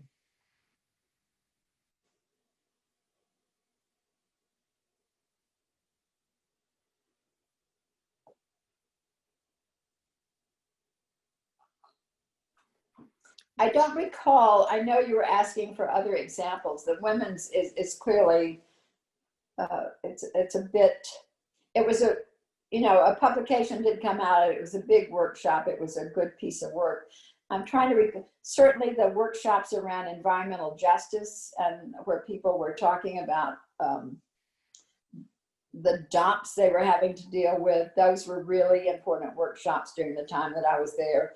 The workshops around land ownership, which I did not participate in that much. I was not a part of that project so much, but we did have a small grant to do this economics education project, and the women's workshop was one of those. And we did a series of workshops on economics. And later, Susan Williams, who continues to be on the staff at Highlander, developed a series called the Popular Economics Reader, and did a lot of workshops around what was called popular economics and so forth.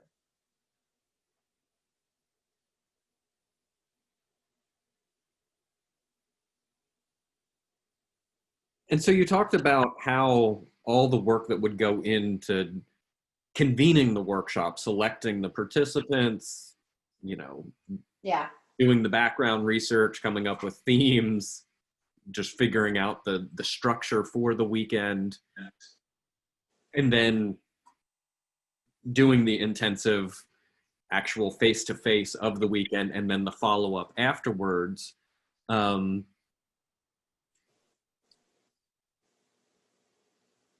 So you, as a staff person, would do follow-up, and including site visiting and this sort of stuff. Was it also, what were the outcomes for the participants themselves of these workshops in terms of the organizing they would go on to do in their community? Was there wider networks that resulted? Yeah, there was actually a network that developed out of the environmental. There was a long-running network that developed out of the environmental work of people. And one of the things, the immediate follow-up depended on the context of their community. It depended on what people had going on in their community. But what you wanted to be able to facilitate, and especially in the follow-up, was if one community had an issue they had worked on, and another community developed the same issue, then you wanted to have them to be able to learn from each other outside of a workshop. So I think this was before smartphones and before the internet. So so what we did, I think we ended up even setting aside a little pool of money so people could call each other and chat with each other, or find ways to make sure that those connections were direct and not necessarily done through us, or to send people, to pay people to go from one community to another to talk with them about how they had done it. And this was, so if someone had ended up deciding that they wanted to do a legal case and another community wanted to do a legal case, then you would want that second community to hear from the experience that the first community had gone through with doing that. Or if there was, like, a lot of times people were sharing information about how to get information, because a lot of times what was in those dumps was hidden information. And some of that would happen during workshops at Highlander, but you would also want people to know how to ask questions during county commission meetings and things like that. So it but it always was dependent on the, you know, on that community's organizational work. But it was, and in general, it was a network of people doing similar work that would develop, and strong personal ties would develop between those people who were doing that work, because they knew that it was people like themselves doing that kind of thing.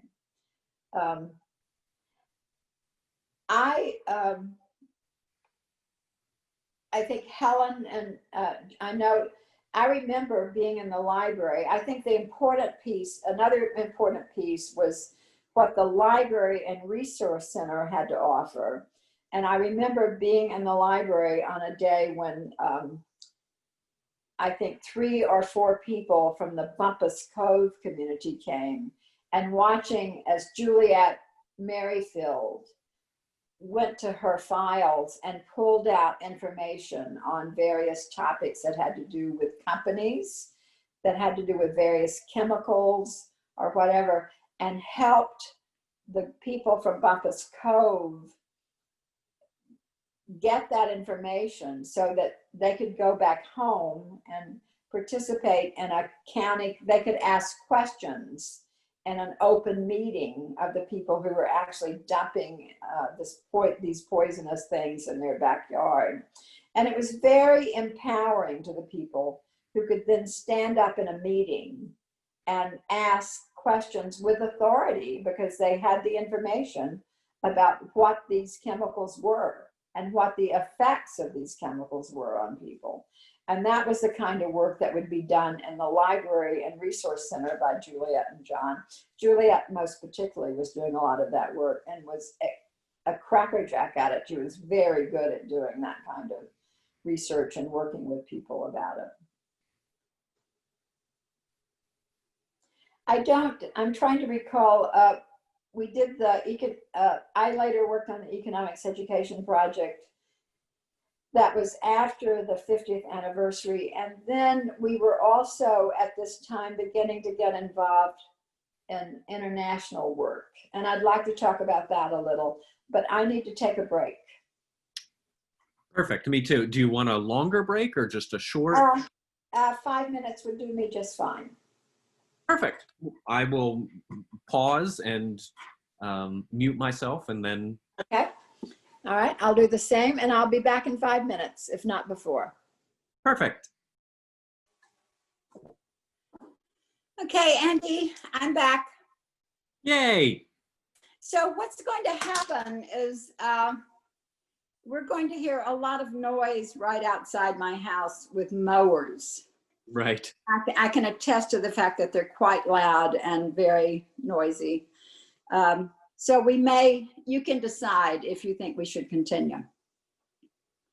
Okay, and you also being a very, very experienced oral historian, I'll let you have a lot of that say from what you're perceiving on your end. But I will also let you know if I feel like we're completely being drowned out. During our break, I was wondering, there's a lot of construction going on around my house as well. And so right now I'm hearing some sort of dump trucks or big land mover things and the beep, beep, beep when they go in reverse. And I don't know if that's coming through to you. I don't hear any of that. Yeah. But what will happen is that when he gets close to my 2 doors, we will hear, and he'll do it both with the mower, with the weed whacker, and then with the leaf blower. We'll hear all of it. It won't last that long. It'll be increments of maybe 5 minutes each time, but it will happen. Yeah, and we'll see. I think as we discussed, you know,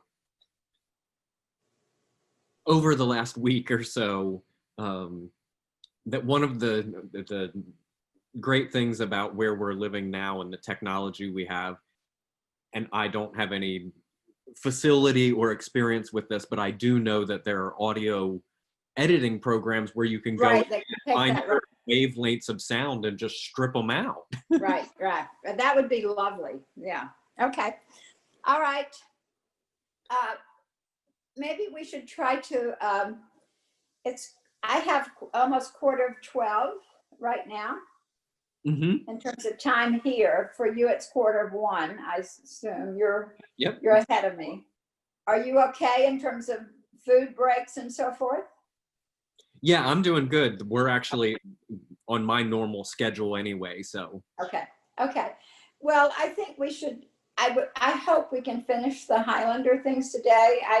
I do want to talk about the international work that started and that I was a part of, and how that also led to my decision to go to grad school. And that, I think that's really the major last piece of the Highlander work, except maybe if you wanted some just sort of general comments about Miles and Highlander and the work there, which I don't know that I need to make because I've been making those a lot as we go through it, but I could wrap that up a little, I think. No, that sounds great. I like the plan that you laid out. I have been jotting down a bunch of little follow-up notes here and there, how involved it might be to get through those. Yeah. We'll see how you respond to those. So okay, let's just play it by ear, and if we get completely wrap up the Highland years today, great. If not, we'll do it another time. Yes, but let's go for it. Let's see if we can do it. Yeah. Did you want to pick up with the international, discussing international collaboration projects? I do. I just want to, I made a couple of notes, and I know that that's, I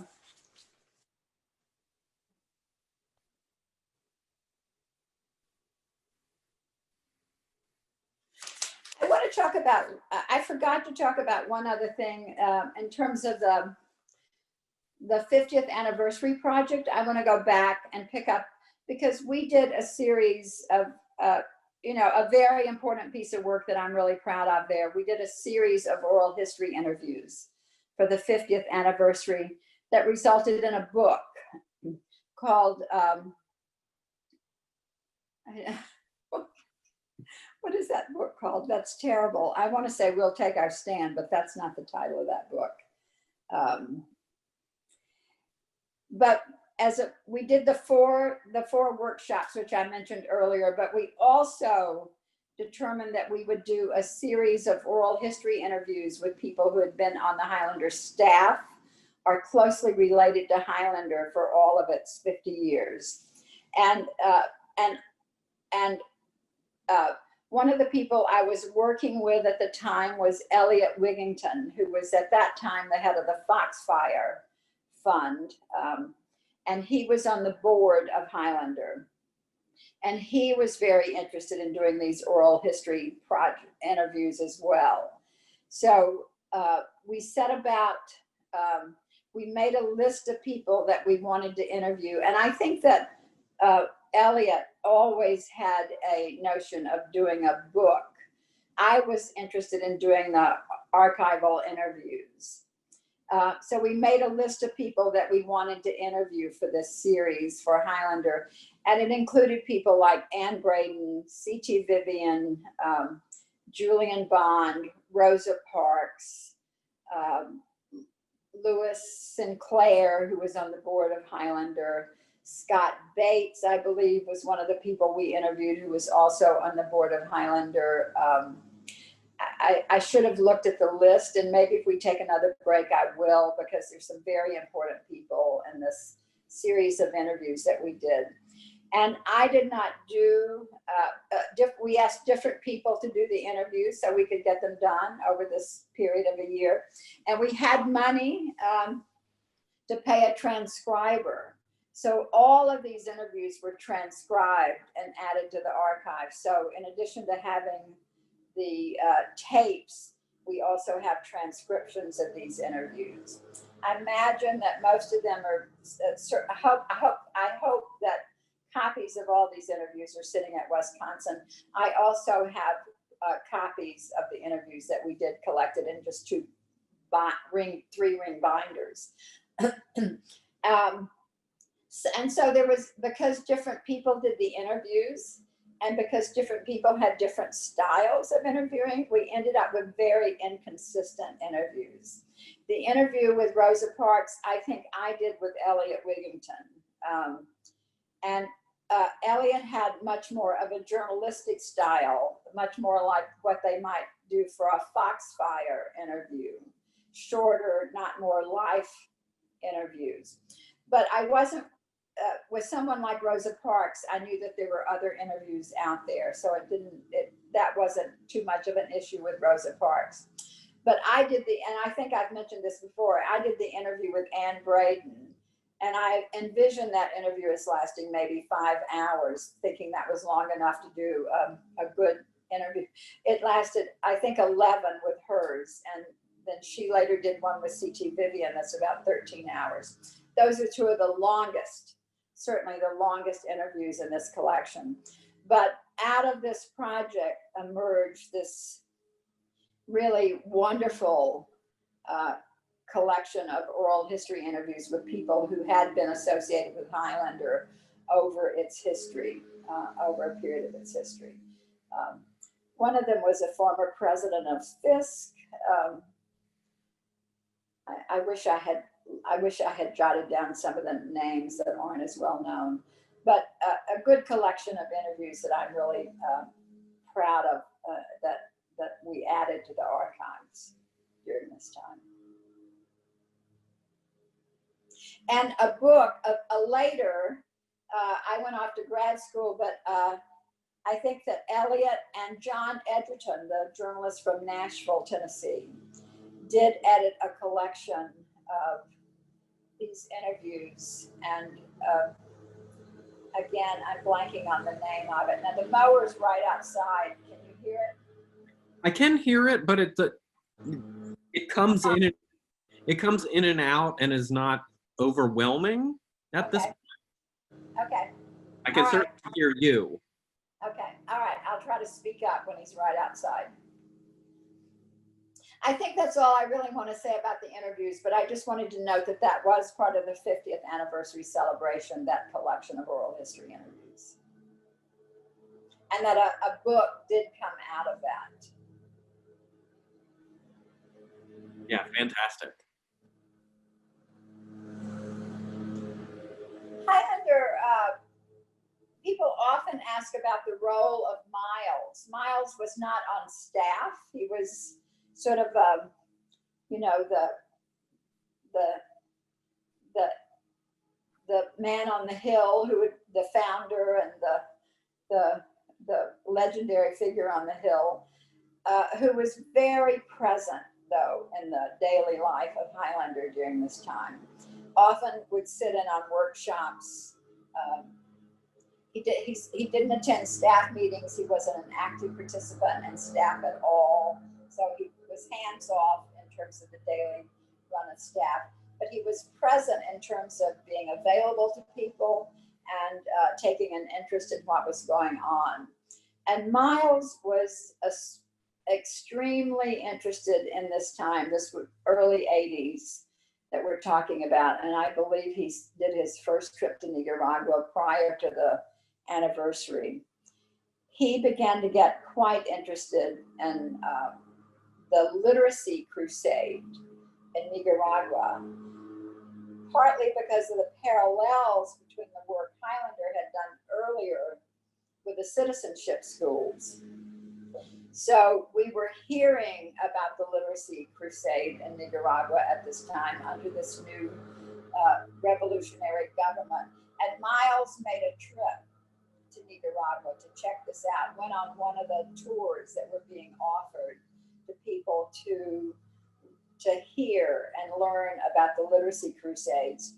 And on one of the interpreters and guides on one of his trips was a woman named Valerie Miller, who's a graduate of the Center for International Ed, where I later went to do my own graduate work, and had worked she had spent a year working with Fernando Cardenal, who was the Minister of Education in Nicaragua. And Valerie was at that time finishing up her doctoral dissertation / book about the Nicaraguan literacy crusade. But one of the things she was doing was also serving as an interpreter on some of these international trips to Nicaragua. And so Miles met Valerie on that trip, and also met Fernando Cardenal and other people who were greatly involved in what was going on in Nicaragua. And he established some preliminary contacts with the Ministry of Education in Nicaragua. And he came back and began advocating and encouraging our staff to think about getting involved in some international programming at this stage.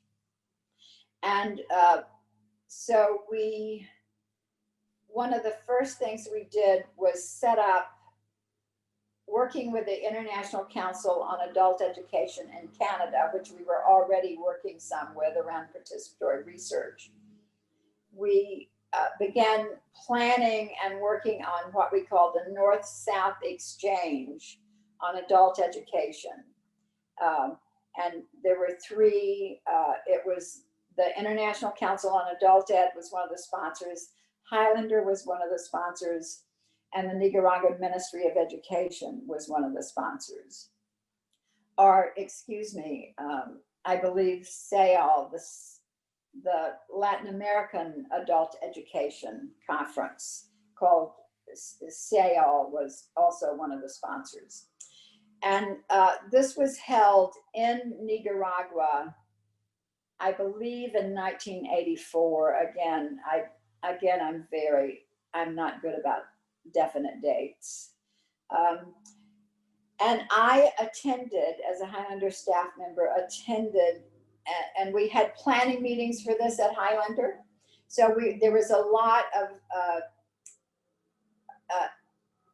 things going on around the center, around international issues, and particularly Latin American issues.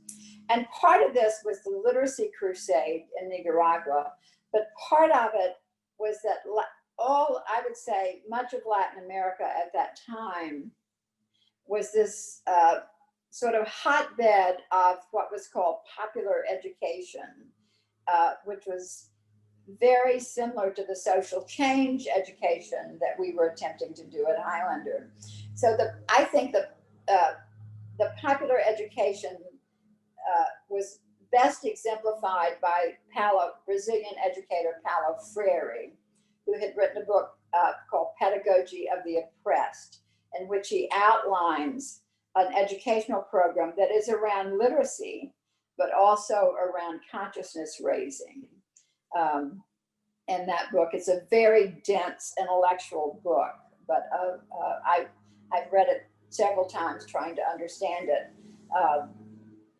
But so Paulo was involved in this conference as well as all of these other people I mentioned. So we ended up holding this North-South exchange in the first one in Nicaragua and Managua, and then traveling out to we all traveled out to the countryside. And I think we were there for at least a week on this exchange. I don't know that the formal exchange lasted that long, but we were in country for a while on that first trip. And the majority of the participants were people from Latin American countries and from Canada and from the US. and Highlander coordinated the US part, and the International Council on Adult Education. Bud Hall was the director of that organization, then coordinated the Canadian part. Canada was ahead of the US in terms of picking up on the model of popular education that was occurring in Latin America, and trying to use it in organizing and education in the northern countries. And Canada had,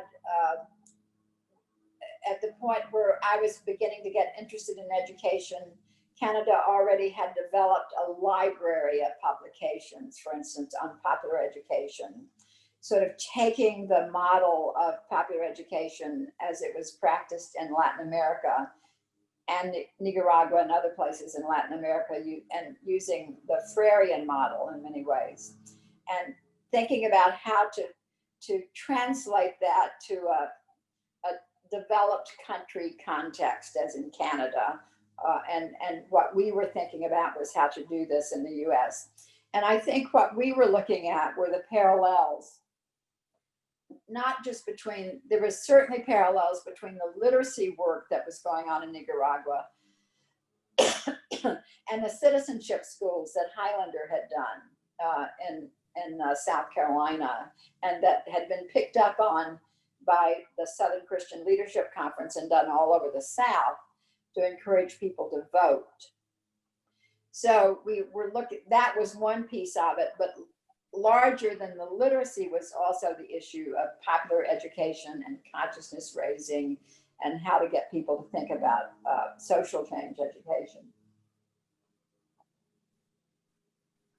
So as I had said to you earlier, I was very interested in the process of education for social change that was happening at Highlander, and trying to figure this out. So the popular education, reading about and learning about the popular education model, and Paulo Freire's work in particular, sort of really pushed me forward on that interest that I already had. So we did the North-South exchange, and then I coordinated, came back and coordinated a visit with, we invited the Minister of Adult Education, not the Minister of Education for Nicaragua, the Minister of Adult Education then came to Highlander for a visit, and we traveled with this Minister of Education all over Appalachia with him speaking, and had him in meetings at Highlander. And then later we had, he didn't do that much speaking, but he did some, and certainly was in meetings at Highlander.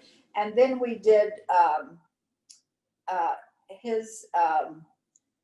one of his lieutenants, so to speak, who worked in the Department of Education, a young man named Eduardo Baez, who became a very close personal friend of all of us at Highlander, came to Highlander and spent, I think he was there for maybe up to a month.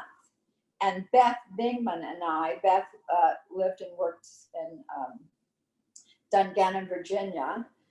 She and I coordinated an Appalachian road trip for Eduardo.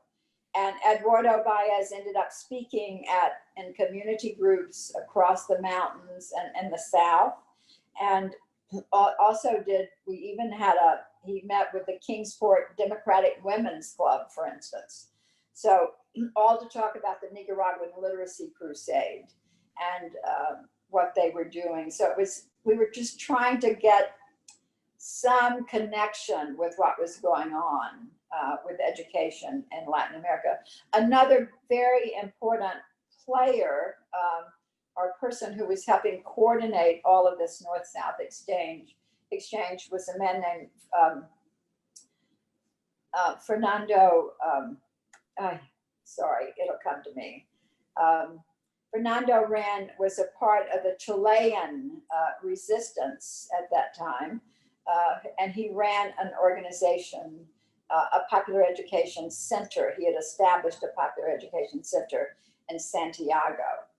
And I actually visited when he opened his new Popular Education Institute. He invited Highlander to send a representative to that opening. And I went on behalf of Highlander to that opening and spent a week literally in Santiago around this opening of the center. And Bud Hall was there from the International Council. Many of the Nicaraguan folks were there. I knew a lot of the people already who were there. But a wonderful time for me in terms of learning a lot about Latin America and what was going on there. I had been studying Spanish, and before we went to Nicaragua for the North-South Exchange, I'd taken courses in Spanish at UT to try to get conversational Spanish. I never did very well at it. I managed to make my way. I could certainly order a beer and I could do very well in the market. But I didn't use it enough to actually hang on to it. I in later years, went to studied language in Guatemala and spent 5 weeks in Guatemala studying Spanish. And it's a loss that I never got conversationally speaking. I once told a friend of mine that the reason I never got to the point of actually doing conversation in Spanish was that I was too afraid of making a fool of myself. And his retort was very telling. His retort was, "Sue, you've been making a fool of yourself for over 40 years, so why is this an issue for you now when you need it?" But it was a matter of not using it on a daily basis or not being able to use the language once I got some of the basics. But those were sort of, that was sort of, that increased my interest, one, in international education, which had always been there. And I became very interested in that time. So when I was graduating from Scarrett College, I had wanted to do international work as a Methodist missionary. But I had always been leery of that taking something to people, the sort of imperialistic model of the US taking and teaching people something from our culture and our worldview, which I certainly put the mission field in that. But what I was beginning to get an inkling of through this North-South exchange and the work we were doing at Highlander was flipping that and thinking about what we could learn in this country about education and social change from the models that had been developed in Latin America. And I think those models in Latin America, in much the same way that Highlander and many of the progressive Southern movements of the 30s were rooted in the social gospel. And Latin America rooted in liberation theology. Paulo Freire comes out of that liberation theology tradition. And so there's a very close link, I think, between the popular education that developed and the liberation theology movement that was still very active in Latin America in the 1980s. And so I just got interested in all of this. And that was one of the things that solidified my idea to go do graduate work. Because by that point, I felt like I had been doing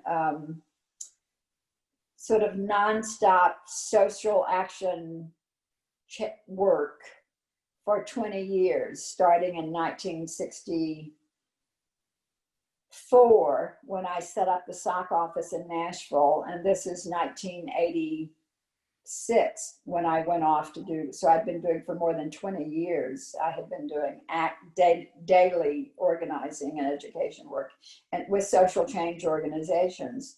And I was also feeling that I was I wasn't writing. I would work a lot at Highlander on the editing the newsletter. For instance, I would help with the edit. Everybody did that, but try to put a issue of the newsletter together, write proposals. I felt like my writing was restricted to sort of almost administrative things.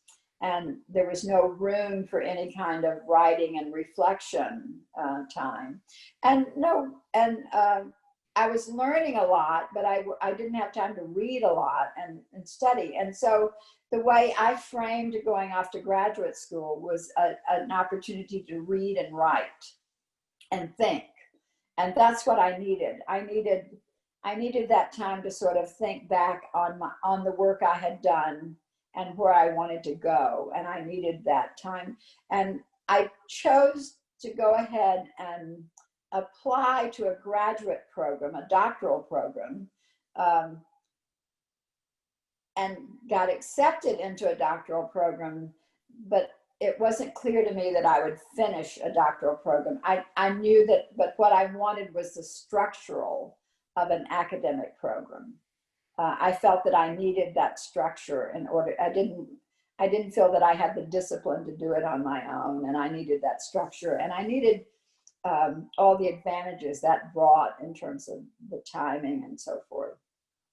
But here I was 45 years old at the time. I had worked for social. I had no money, and I had no savings account to speak of. But it never occurred to me that I couldn't do it. I just decided I was going to do it, and I went about making it happen. And so I got a graduate fellowship and and got my tuition covered, and a graduate fellowship that gave me enough money to live on, and went off to grad school, and thought that years later, I was very proud of myself. I thought I went through grad school without taking out any major loans, but then I realized that I had a credit card bill that I needed to pay off, and so it wasn't entirely free. But I did. And I was looking, it never occurred to me to go anywhere else except the University of Toronto, which had a wonderful adult education program at the time. And I had lots of friends there, new people there, and new people who were on the faculty there or who taught at other institutions there by that time. So I applied, it was called the Ontario Institute for Studies in Education. And so I applied to there, and then I thought, well, maybe I should apply somewhere in the US as a backup. And so Valerie was a graduate of the Center for International Education at UMass. And I had visited UMass for a conference that they had put on with Paulo Freire.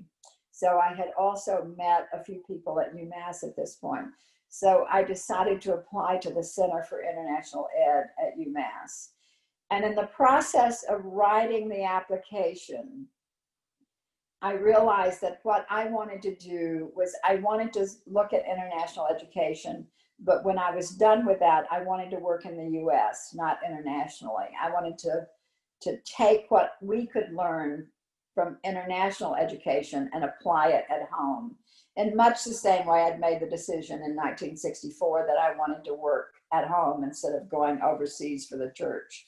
I made a similar decision when I was applying for grad school, that long-term I wanted to be able to work here with an international perspective and bring that international perspective to work done here.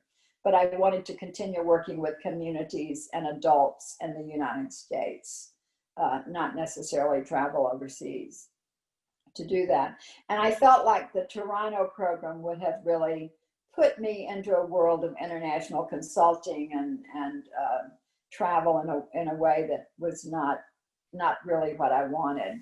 So I ended up choosing, I got accepted at both, but ended up choosing to go to UMass and never regretted that decision at all.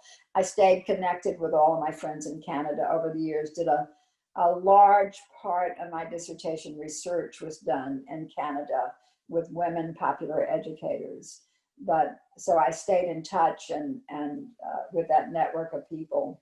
But I think that the UMass Center was a good place for me to land in 1986. I want to go back and pick up the other thing that had happened before I did go to graduate school is that I had met Paulo Freire in Managua at the conference there, the North-South Exchange. But probably in the last year that I was Highlander before I left to go to grad school, Miles Horton had traveled out to California to to do some speaking engagements with Paulo Freire. And while he was out there, Miles became ill and was hospitalized. And he was staying with his daughter, Karis Horton, and her husband, Antoine.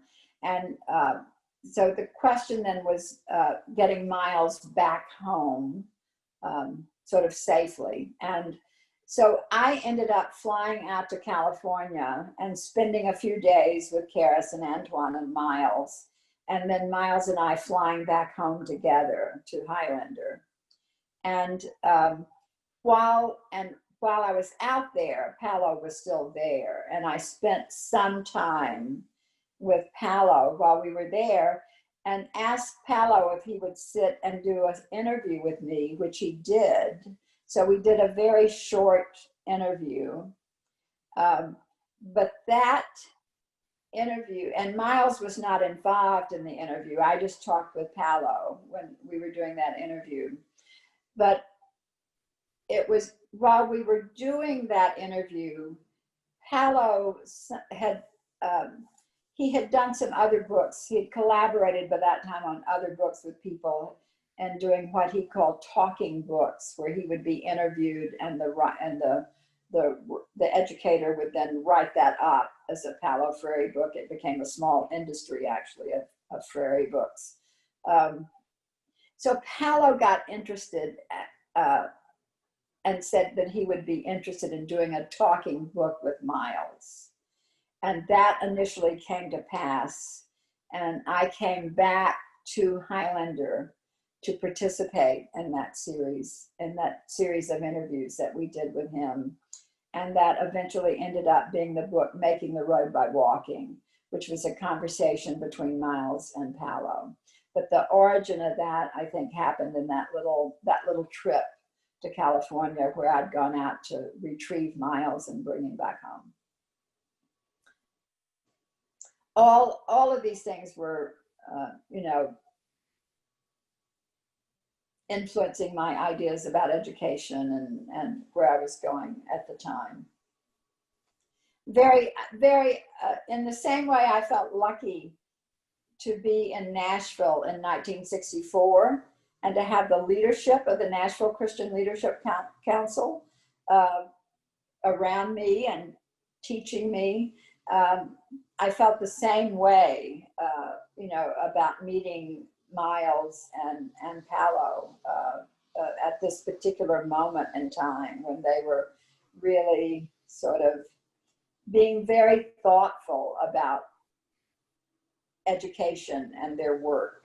And I got to sort of be on the periphery of that and learn from that, from both of them.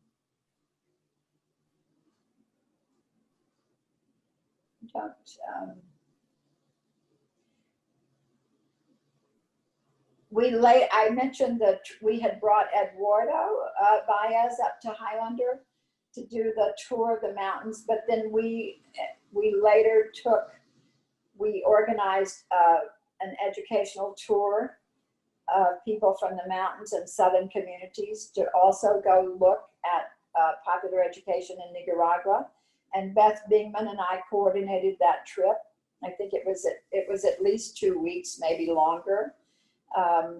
And we had about 15 people on that trip, and we broke down into small groups and traveled to certain places and spent 3 or 4 days with a small group in places outside the capital city of Managua. And I know I ended up at a co-op farm that must have been a private farm that was heavy on using chemicals, because we ended up staying in what was basically a storage facility with lots of fertilizer or something that was really awful, but a huge learning experience in terms of the poverty that was still very existent in Nicaragua. You know, the literacy schools were continuing. There was always war going on.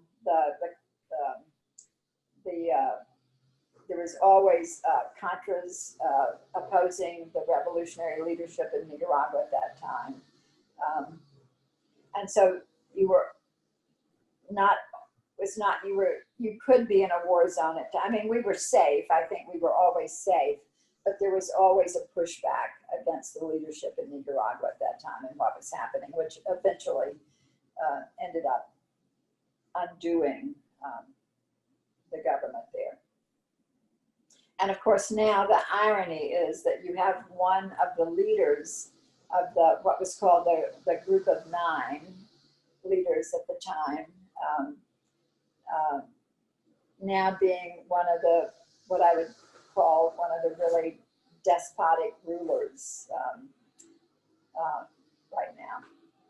So what is going on now in Nicaragua is nothing like what I experienced in Nicaragua. It was 2 years after the Literacy Crusade when we were there.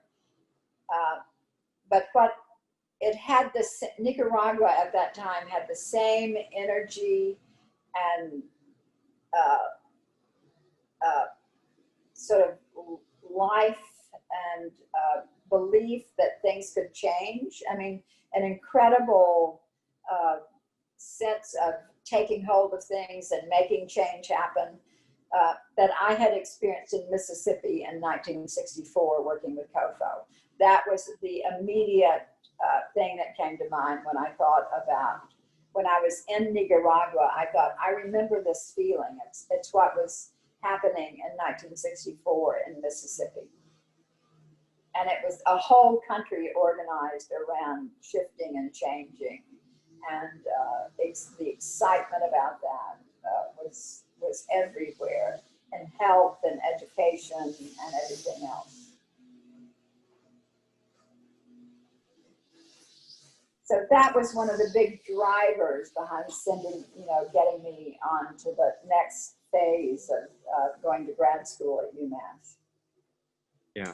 And was sort of a nice, I feel in many, it was, I think I spent probably my last years at Highlander both doing, continuing to do, I continued to manage the archives and work in the library and be involved in workshops, but I spent a lot of time working on the international program at that stage. That was, took the bulk of my time in my last years at Highlander. And were your titles, did Highlander, it clearly did to some extent. You mentioned executive directors, like these people had titles.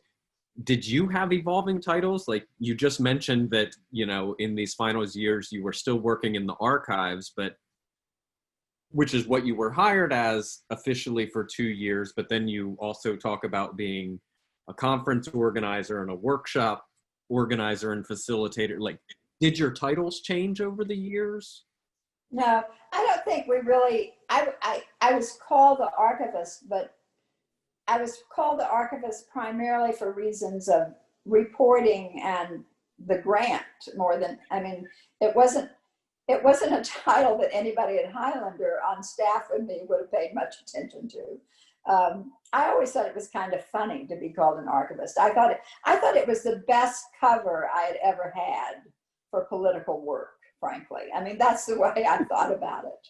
I thought, oh, great, I'm an archivist and I'm doing, this work that's, I think of as social change work. Wonderful. It was almost like I wanted to do an AKA archivist, at the by my name.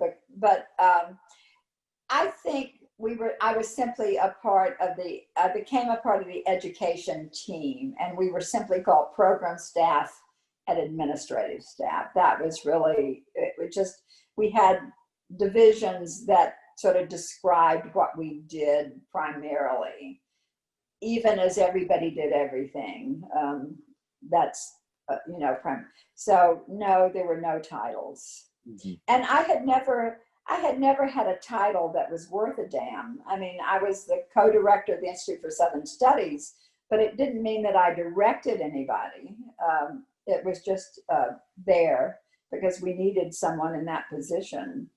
And the same thing certainly with SOC. I was the executive secretary, but I didn't tell anybody what to do. I didn't direct anybody, and I wasn't a secretary either. So I didn't ever really have a title. So. Yeah. So with the North-South exchange, you described going to the conference in Nicaragua, and some folks from Latin America coming and visiting the US and going on tour, and then arranging this tour of folks. I guess they were community organizers from Appalachia that you took down there, or were they just They were community organizers and educators. I think one person was based in a labor program in West Virginia. People who were doing education work either directly in a community or working with organizations that worked with community organizations. I think it was a combination of that. But certainly, I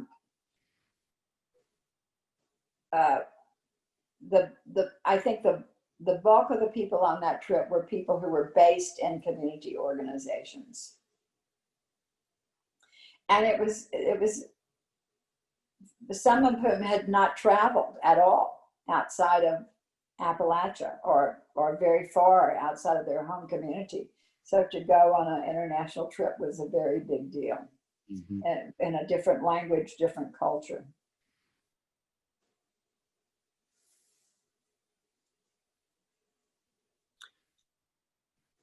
And so beyond those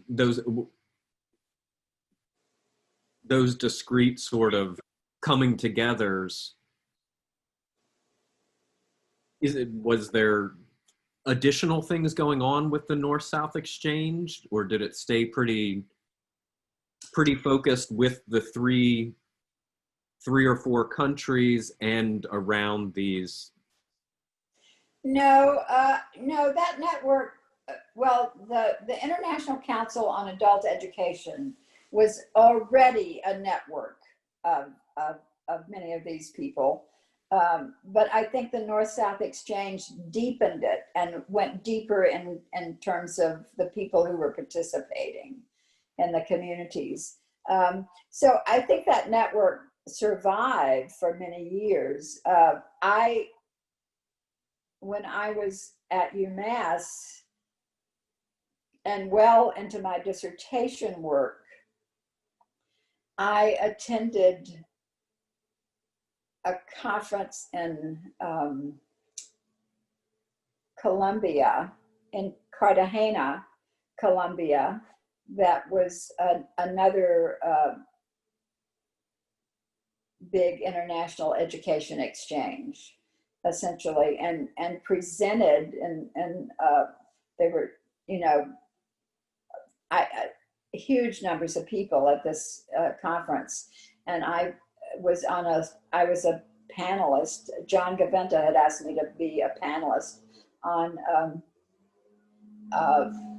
I think, to present my research on women popular educators, and that's what I did.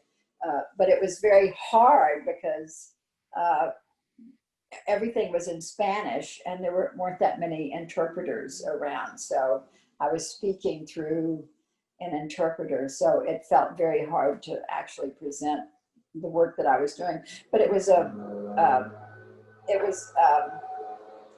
there were all sorts of incredible people. Palo had died at this point, at this time of this big meeting, and I believe I'm right about that. And so there was a lot of tributes to him at this meeting. And I don't remember, I'm sorry, I don't remember the year that would have been. It may have been in the early 90s, actually. Mm-hmm. I'm certain it was in the early 90s. But I think the networks in terms of the leadership stayed intact. I don't think the networks in terms of the grassroots element of it stayed intact. I mean, as long as we weren't arranging and providing funding for groups from Appalachia to meet with groups from Latin America, that just simply couldn't happen. And so that did not last, although I do think it had lasting impact, certainly on the people who went, in terms of the way they're thinking, and I think it helped people in the mountain communities and in the southern communities feel connected to something. They felt through Highlander, they had started to feel connected regionally. And what people who participated in this international exchange, I think, suddenly felt connected internationally as well. And that you didn't have to take an entire group for that to take effect. One person traveling from inside an organization could bring that back to the group. So I think that was a lot of what we were trying to do, was to make those connections internationally, so that it wasn't the other out there, but people with similar problems and ideas and educational aspirations and so forth. Mm.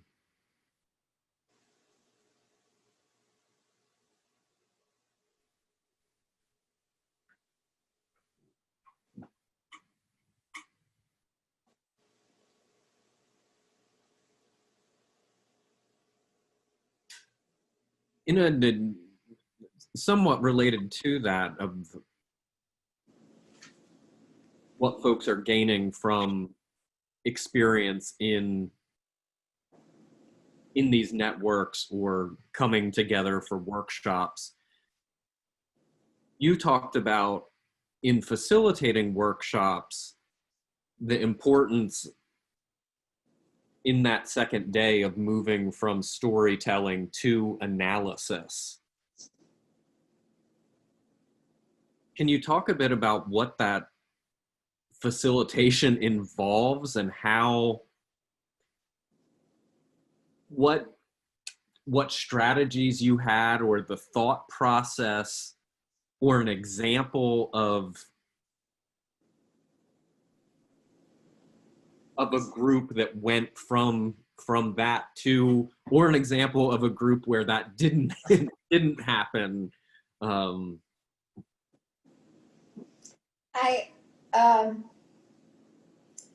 I'm short on real examples, I'm afraid. I'm better at describing the process that mm-hmm. happened and trying to think through how that process occurred. I did describe the women's workshop where we had to have a clean break. We absolutely had to have a clean break and come back and regroup and start again in order to, with that one. But I think that was highly unusual. But I think you had to, there was hope that in what you wanted people to do in the afternoon was start thinking ahead, even about things they might need, what kind of information they might need, what kind of expert advice would be helpful. We didn't we were not against bringing expert advice into the workshops. I mean, someone who knew something about chemicals and the impact they had on human health might be a person that would be, very helpful in terms of a workshop. But we only brought those, quote, experts in if it was clear that there was a need, people needed that kind of information, not just as a way of telling people what they should need or what they should be thinking. But I think that afternoon slot, I just remember it as being hard to make that turn. And, but what you were trying to do was, again, move away from the storytelling about what you had done to what you needed for the next step. What kind of research was important? And the other thing that you wanted to have happen, although I don't think you'd necessarily phrase it that way, but what you wanted to have happen was people to basically be able to hold their own experience alongside other experiences that they had heard and begin to make connections beyond themselves or beyond their local community and think about, to look at what that might trigger in terms of what the next steps were. And sometimes it would be as simple as inviting people from one community to come to another because they had done what you knew that community needed to do next. I think I mentioned that earlier in terms of the phone calls or allowing people to travel from community to community. But moving toward that kind of action plan, what you wanted to do was end up on Sunday morning with people having some idea, not necessarily a worked out action plan, but you wanted to be able to end the workshop with people saying what they were going to go home and do next. And that framing, I think, because I know that's what happened when Rosa Parks came to Highlander. And I know there's an example of Rosa Parks talking about what she had learned when she was at Highlander and what she wanted to do when she went home. Now, I don't think she did not say, I want to go home and sit on a bus and start a mass movement.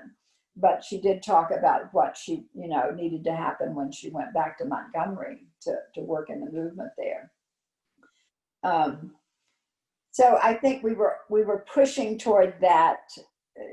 Saturday afternoon was really to try to get people to a place where on Sunday morning they could leave feeling like they had some next steps and to take with them in terms of where they wanted to move their own communities and what kind of resources were available. Always there was an attempt to remind people of what resources were available either through our staff, our library, or other people, other organizations that might be helpful, or funding avenues that might be worked on.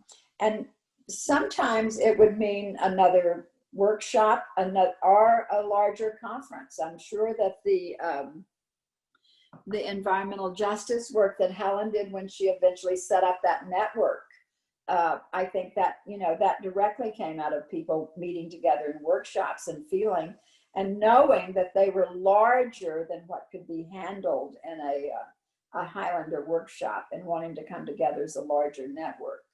So those kind of steps would be what you were moving toward in that. I use the word analysis, but you weren't looking at I'm using it more as a way of people being able to put their own experiences in a larger context than a sort of immediately make a sharp analysis of everything. But you did want people moving to think in broader terms beyond their local struggle to the larger issues that they were dealing with and what implications it had for their work at home.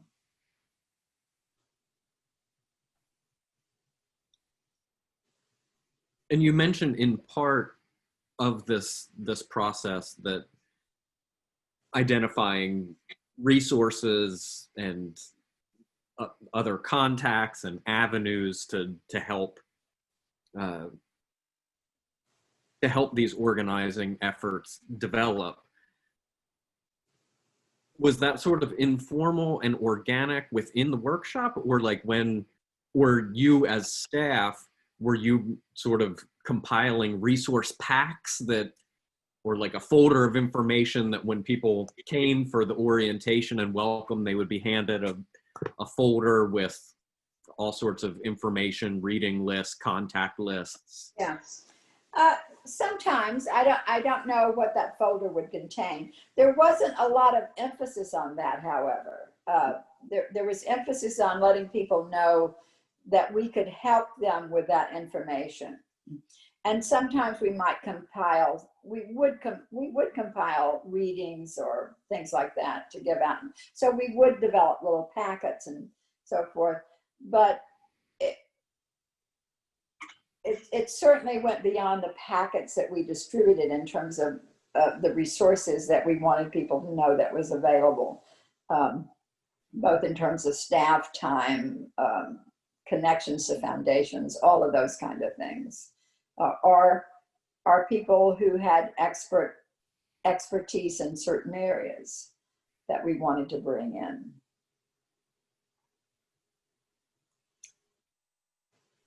And I think sometimes we actually brought those people in. I mean, you know, there was this whole, I use the word expert because there was all underlying the popular education model. There was this sort of ragging on experts. You didn't want experts telling you what to do. You wanted to make your own decisions. You wanted collective decision makings. You wanted the answers to come from the people, et cetera, et cetera. But it was clear that at some points, people who had expertise in certain areas, i.e. legal or chemical, chemist or whoever, could be helpful. And so if we knew from having talked with people in advance that would be helpful, we might ask people to come and do a presentation inside a workshop as a way of giving everybody that information at once. And then the trick would be to let them figure out how to use that and talk about it together. So that's how and so we did use, quote, experts sometimes, but that was how we did it. A workshop certainly was not a series of speeches by experts to community organizations on what they should do. It was never that. But No. Occasionally there would be someone who could talk and we would know that person would be able to talk to people, not talk down to people, but to talk with them and to provide information that might be needed.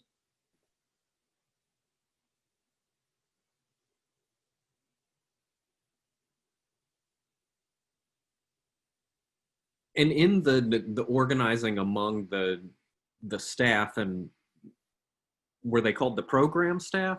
Is that? Yeah. Either the program staff or the educational staff.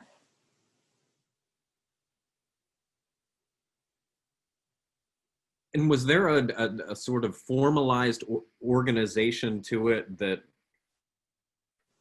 actually involved like developing a curriculum of what you all thought that you were doing, like, and having a curriculum committee, or was it more ad hoc? I certainly think during the time I was there, it was more ad hoc. But I know but that began to change when we were working on things like the economics education project, because we needed curriculum materials. And I think I mentioned earlier that Susan Williams, who later joined the staff after I left, but she developed a popular economics education reader a big, thick book full of information and tools that people could use. So that began to develop carefully out of the work. And I would say was developing alongside the popular education models that we were thinking about and beginning to talk about. What kind of tools, we thought of them as tools, would be helpful to people. And so I don't think we ever, now actually having said all that, I think that in the early days, there was a curriculum that's Mary Lawrence, who was the labor educator and who did 6-week summer schools around labor education. And I think that she had a curriculum that she developed and taught to labor people during that time. So it wasn't like that was an absolute no-no. I mean, it never happened at Highlander. I think it did. But when I was there, we were, as I said, you were more, your job was more facilitation than teaching from a curriculum. But if you needed educational materials to help, you developed them and used them. And we often did that. And began to get better at doing that, I think, over time.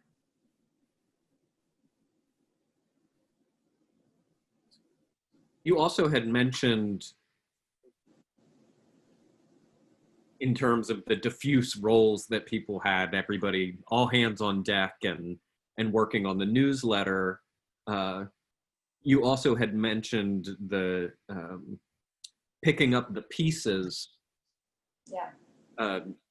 publication that resulted from that workshop. Were those publications like books or more of a magazine format? Like, what was the format of those? And then what was the circulation or distribution? Limited circulation back to the people who had been participants or people who might be interested in other communities.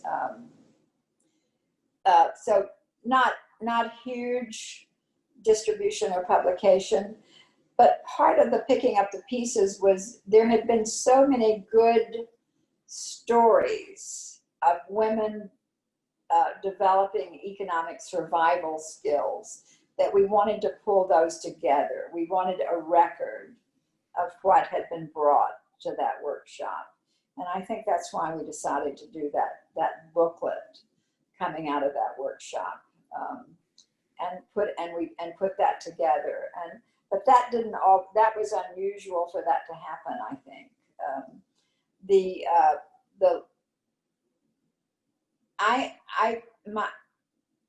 I'm not positive here, but my guess is that the environmental education put together a lot of materials as well. I don't recall any of those because I wasn't that closely involved in those workshops, but I know that they were doing amazing work and that they would have been developing materials as they went along.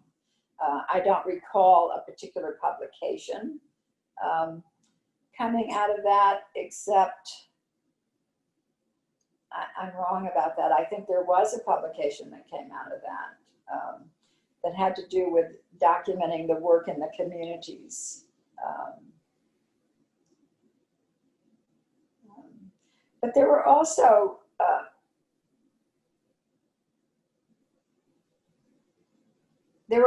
other publications being done about some of the work that were, like, I think there was a book on one of the communities that someone else did, not Highlander, but someone else did on one of the communities we were working with.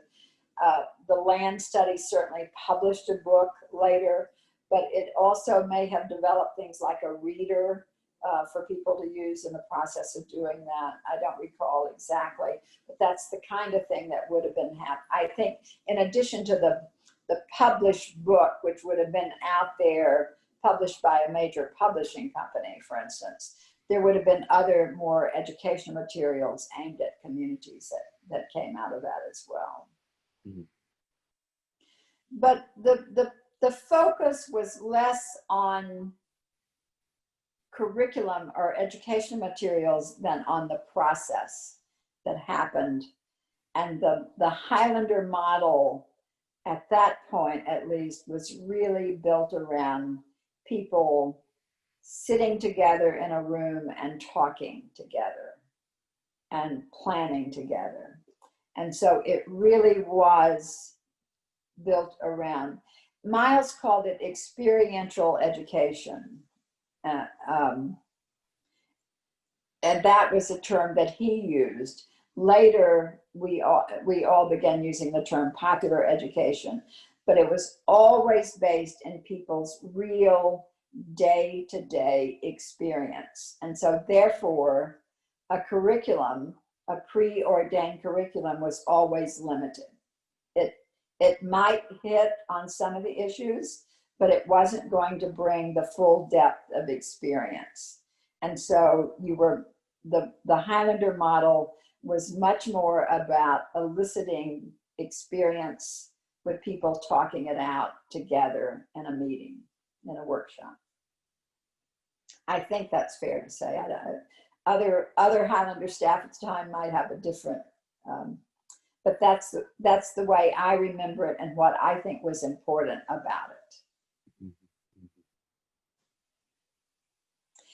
One of the things I remember Miles saying about ozone was one of the real educational moments for him as he was preparing for this little meeting in Ozone, Tennessee, was to realize that he did not have to go, as the person calling the meeting and as the organizer of the meeting, that he did not have to go to the meeting with the answers, that it wasn't his job as an educator, because you always think that's your job as an educator, to have the knowledge and to give back the answers to people. And what was different about Highlander, incredibly different about Highlander, was that recognition that as an educator, you weren't the one with the answers, that the answers lay within the group itself. And your job was to bring that experience out, and to not pretend that you had the answers, and to not be embarrassed by the fact that you didn't have the answers. Mm-hmm. And that's why I called it working without a net. I mean, it's a high wire act to facilitate an educational process where people are learning and where you don't have a laid out curriculum and you don't have the answers to whatever might come up. You have to have faith in that process in order to do it. And I think it's a heavy responsibility, I think, to enter a room of people and to facilitate that process, to help facilitate that process. Yes. At the same time, the more you do it, I would imagine, just the more experience that you have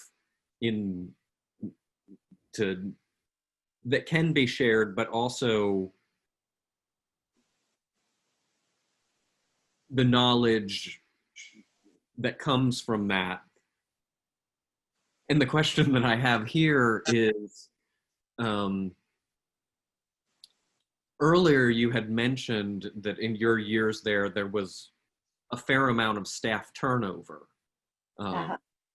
And as you're making all these connections and forming relationships with all the participants from the workshops, as well as just knowing of different organizations and peoples and networks and groups that are working on this and that, and this being before, the computer age, certainly, right, in small organizations like this, I would imagine that there are staff that are paying attention to compiling records and keeping what we now sort of think of as a database and a clearinghouse of information and being able to connect. So I'm just curious of how that worked and Highlander as an institution preserving that knowledge and list of peoples and records, and was that something that folks were paying attention to and that some priority was given? Yes. John early on, you know, had a mantra that information is power, and that helping people get information was a powerful thing to do. So I think, and we were, you know, we dealt in a lot of paper. I mean, I said that we did have computers actually, and the transcripts of the 1982 interviews, the oral history interviews, were all transcribed on a Selectric typewriter. They were not put into a computer, so there were no data files for that. But by the time I left, I think there were some floppy disk around, and those were beginning to be used a little. I don't think I actually worked a computer until I went off to grad school, so I didn't have a computer at Highlander. But I think there may have been some beginnings of some of that technology at the time. Or maybe within a few short years, things were being put on floppy disks. Because I know when recently, you know, some of the Highlander archive papers were burned when the main administrative building was attacked and burned. And one of the things that Susan discovered is that she might be able to reconstruct some of that material from some old floppy disks that were there in a different building. So that was, you know, that was a good thing to hear, because the papers that were destroyed in that fire were a lot of the papers that were destroyed during the time I was on staff there. It was that period of time that was in the process of being transferred to Wisconsin when that fire happened, and they had been moved to the building to be worked on where the fire occurred. So it's not clear how much we've lost from the period of time that I was there and into the early 90s, I think, at this stage. But we were, you know, we were all pack rats of one sort or another. I mean, we did, you know, we were up to our ears in papers and publications and books and letters and list of people, agendas for workshops, you know, a plan for the weekend. We always had an agenda which we would give to people when they arrived, so they knew where we were trying to head for the weekend, when meals were, those kind of things. So we had, and it seems to me that, you know, from the early days, from the 30s, there was a lot of paper around. So Highlander was well documented.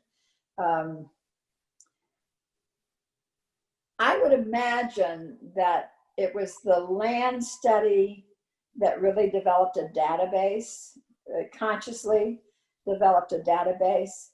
And I think that the environmental education program also would have developed a database, maybe not as deliberately as the land study would have done, because people knew that they were, that local researchers going into county records were getting information, and the idea was to compile that information into a broad study. So that was a very deliberate gathering, that database, gathering data and information project. But I think the same thing, I think it would have happened, maybe more organically with the environmental ed program, where people were looking at what was in landfills and beginning to share that information, because it often would be the same kind of chemicals that were being dumped. I mean, these, you know, the shame of what was going on then is that these horrific, unsafe, poisonous dumps were being put in poor communities because people thought they wouldn't be powerful enough or organized enough or smart enough to understand that people were beginning to die in their communities. And that happened in Bumpus Cove, and it happened in Alabama and rural Alabama as well. And so that network developed out of those kind of real experiences that people were having. So you needed information on what was in those barrels that were buried in your backyard and what impact it had on people's health, and whether the death of a community member could be associated with those barrels.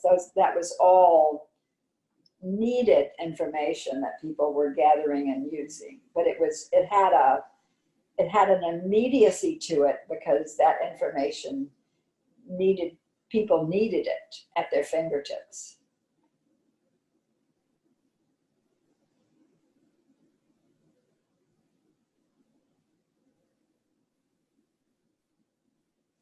I was just looking at my notes. I'm trying to think if I've left.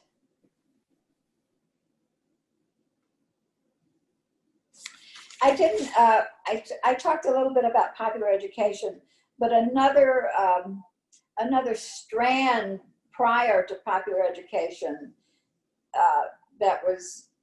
we were all learning from during that time was this notion of participatory action research. And there was a part of the International Council on Adult Education in Toronto was a project called Participatory PRG, Participatory Research Group. And the notion there is that you do research together. And John Gaventa got very interested in that concept early and sort of brought that, I think, to Highlander. And that's when I talked about what was going on at the Highlander Library and Resource Center, where Juliet was doing that kind of helping people with that kind of research. That was participatory action research. So people in communities were actually engaging in that, in doing research for their own community organizations and needs. So, but that was something that that was a part of a national, there were other people in different places involved in that, and there were networks of people beginning to talk about that and do that. The land study was a major, sort of a big project using that methodology of participatory action research. But the Participatory Research Group in Canada, which was a sort of a program of the International Council on Adult Education, lasted for a very long time. And many of the people who later developed the connections with Latin American popular education came out of that participatory research group. That would be people like Deborah Barnt, Diane,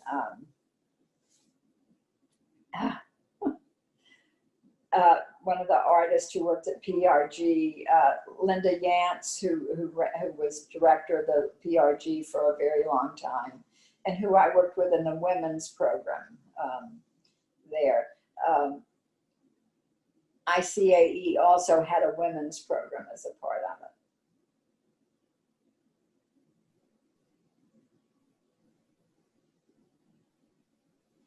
I think that's the last thing on my notes here. I'm trying to think if there's anything I've left out. I did want to just go broad, because I've talked a lot about the pieces here, but the time at Highlander for me was, I felt like I came there sort of at the Highlander sort of ended in many ways my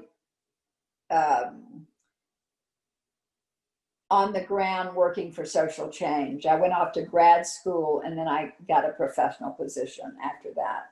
Because after all, I needed to get some retirement money into an account somewhere. But I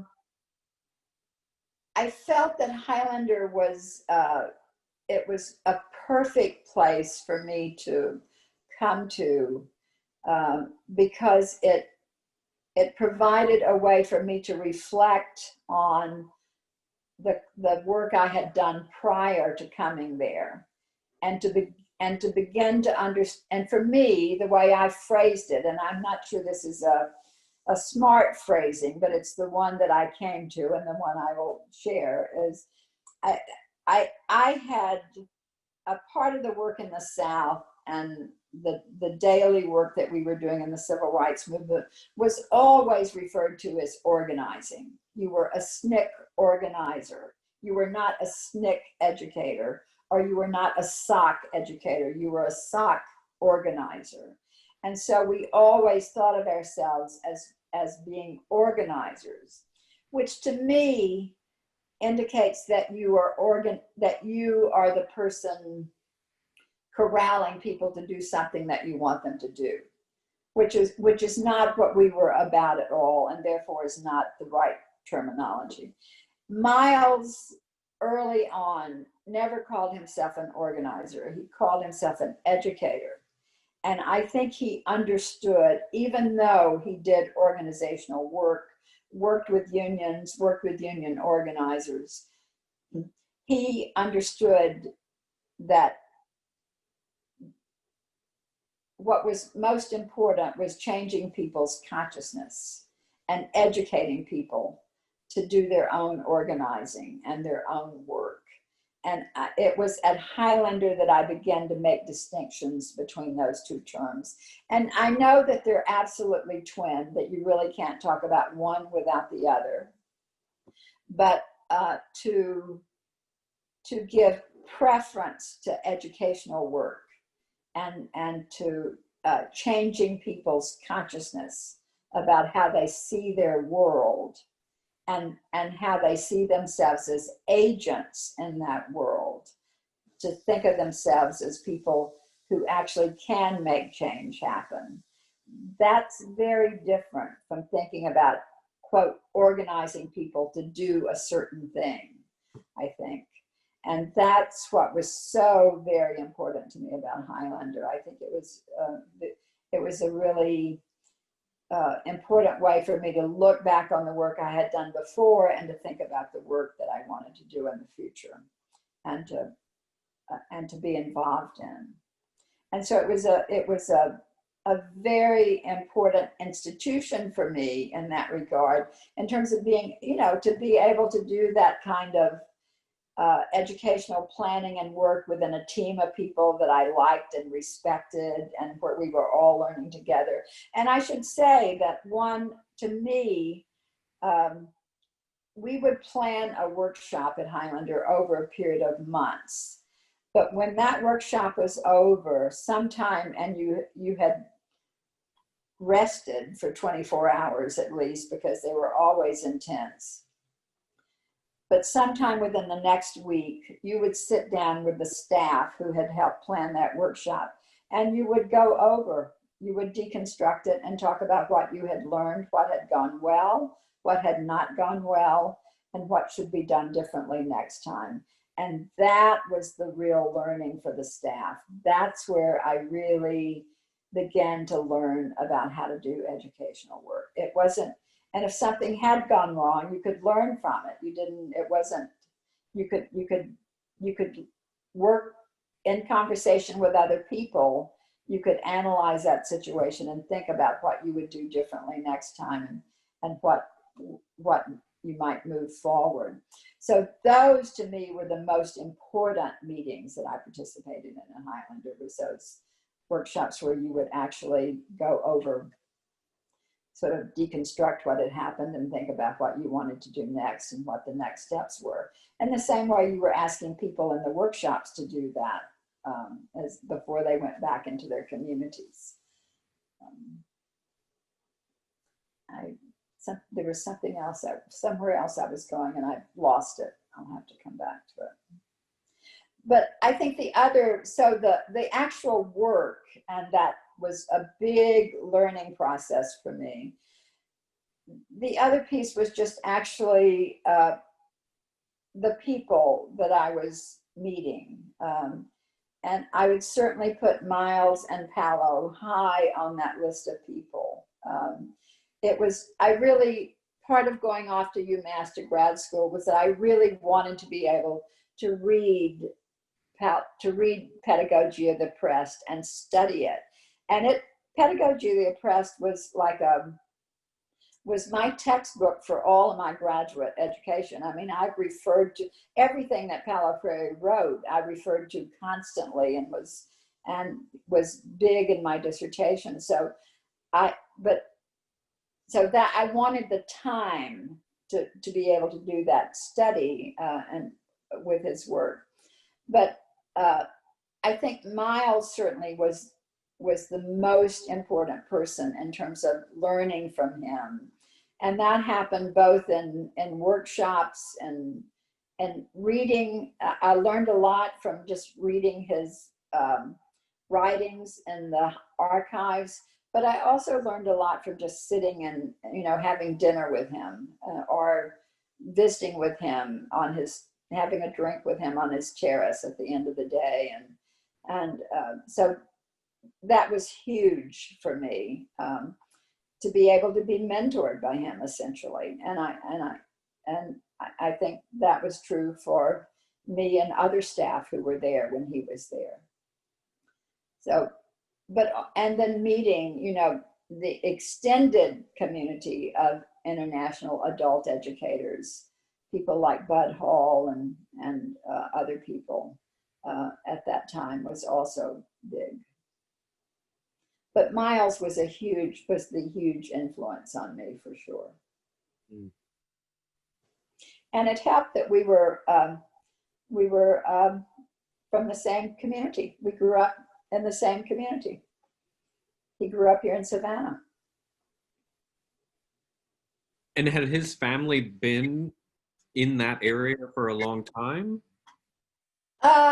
His mother had. His mother comes from a family here that's been here forever and are well known in this area. His father, I think, had not been here for a long time. And Miles was here. His daughter and I have tried to figure this out. Miles was here until he was about maybe 12 or 13.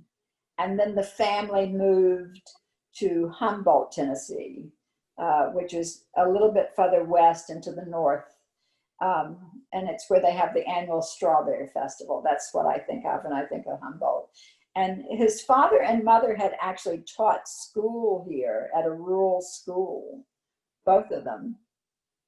But they only had eighth grade educations, I think. So they couldn't teach beyond that. And so at some point they lost their jobs teaching, and they moved to Humboldt, where his father began working on a farm, we think. There's apparently a new children's book out that describes it as sharecropping, and Karis and I had a conversation about whether or not that was an appropriate term, because I never heard Miles use that term in describing his family at all. So I don't know. It's a little murky, because Karis and I have actually sought to find some of that history out here, but we haven't been able. We know the area where Miles grew up because he told me, and I know where that area is, but we don't know exactly where the family home was or any of that. We don't know exactly where they lived in the county or where the school might have been either. It might be that I could do some records work and find that out, but I haven't. Yeah.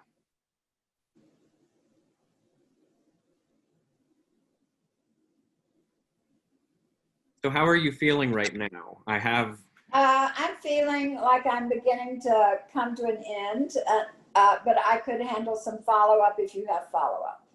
But I have nowhere else that I need to go, I think. Okay, I do have several follow-up questions, so Yeah, I'll dive into those, but when you're feeling yeah, done for the day, just signal. okay.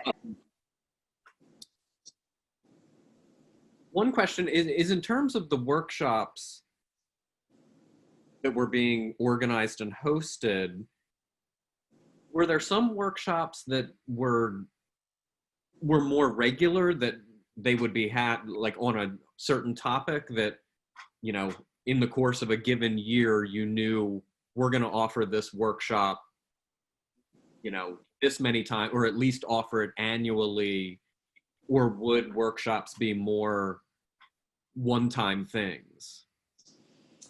I don't, very rarely were they one-time things because you would want to follow up, but you wouldn't necessarily have a planned out version of how that would happen. You might plan it before people left, or the staff might plan it and the work afterward with the communities. But most of the things that I've described to you, people met, the same people would often be in workshops together for over a period of a year or two at least. So people would continue coming together. And in one case, like the environmental, create a much broader, larger network than could be handled in one workshop. The land study workshops may fit that criteria that you laid out in terms of having planned meetings, because they did need to meet consistently over time.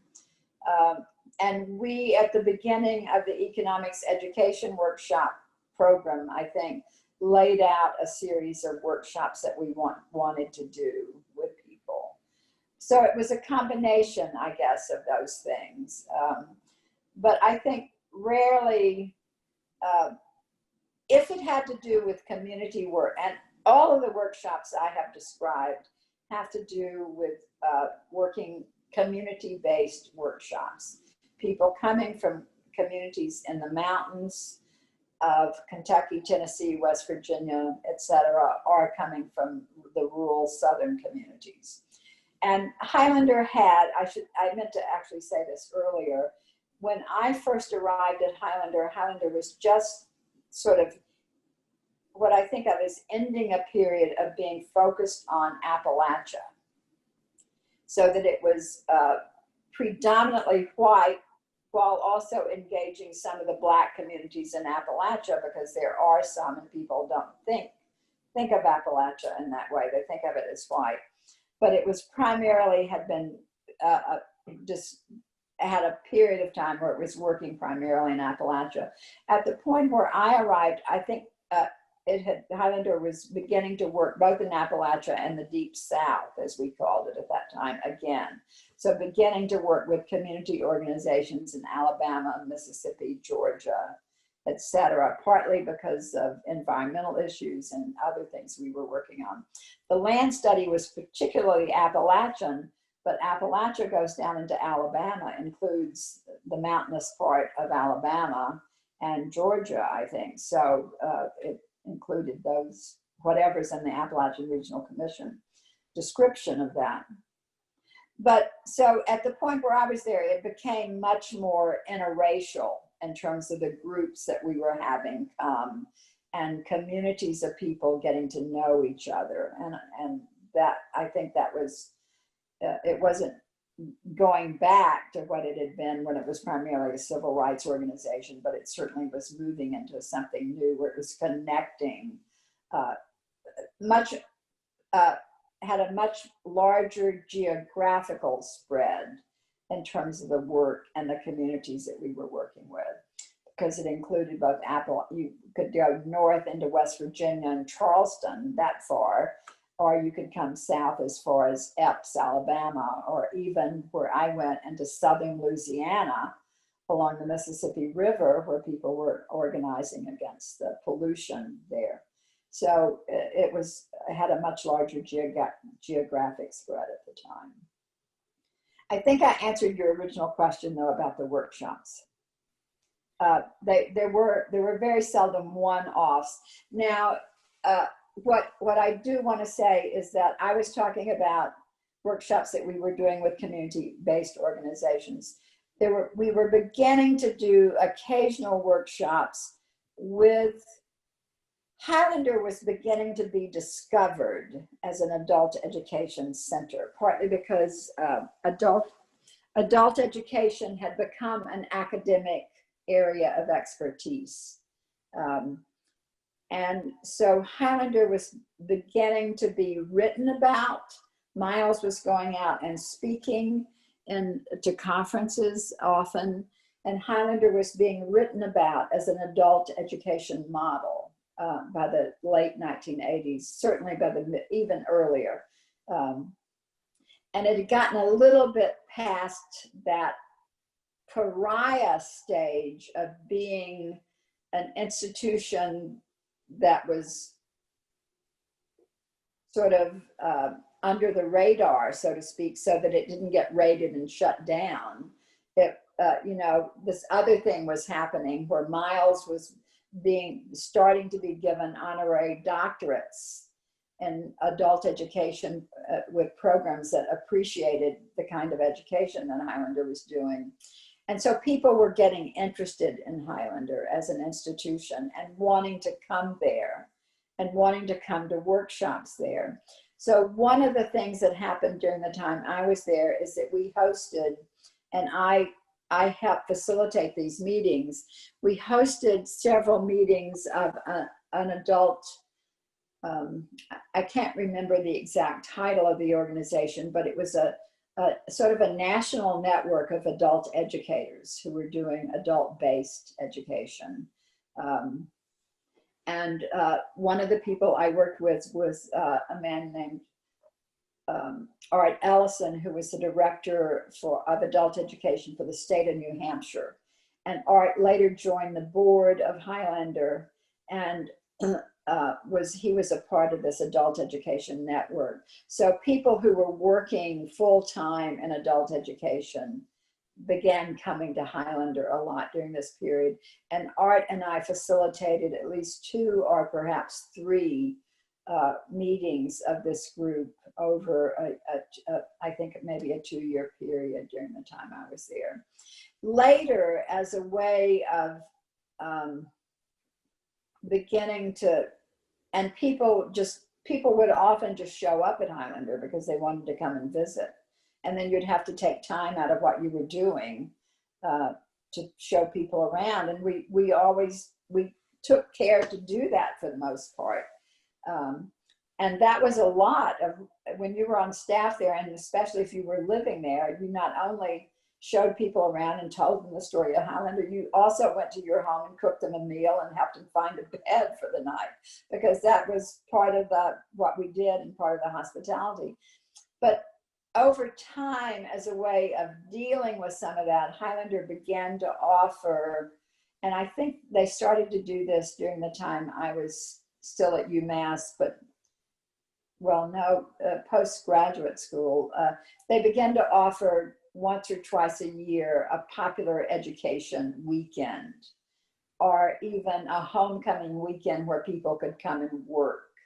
So they began to offer structured opportunities for people to come and be at the center in conversation with other people.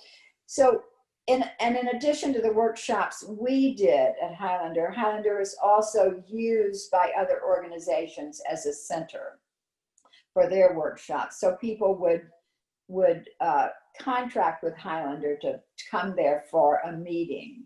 And we would not, as a staff, we would certainly not run those meetings. I would always go up and do my 30-minute spiel on the history of the institution. And the staff would go have meals with them and interact with them. And that would range from groups like, there was a group called Alternate Routes, which organized at Highlander, and I think still exists to this day. The Appalachian Writers Workshop would hold meetings there. There were various organizations that would use Highlander as a retreat center or a conference center and hold their meetings there. And that helped with the budget. That we didn't charge exorbitant prices, but we didn't lose money on those things at least. But it was important to have it as a gathering place for people. So that all of that would be alongside the workshops that we would be planning.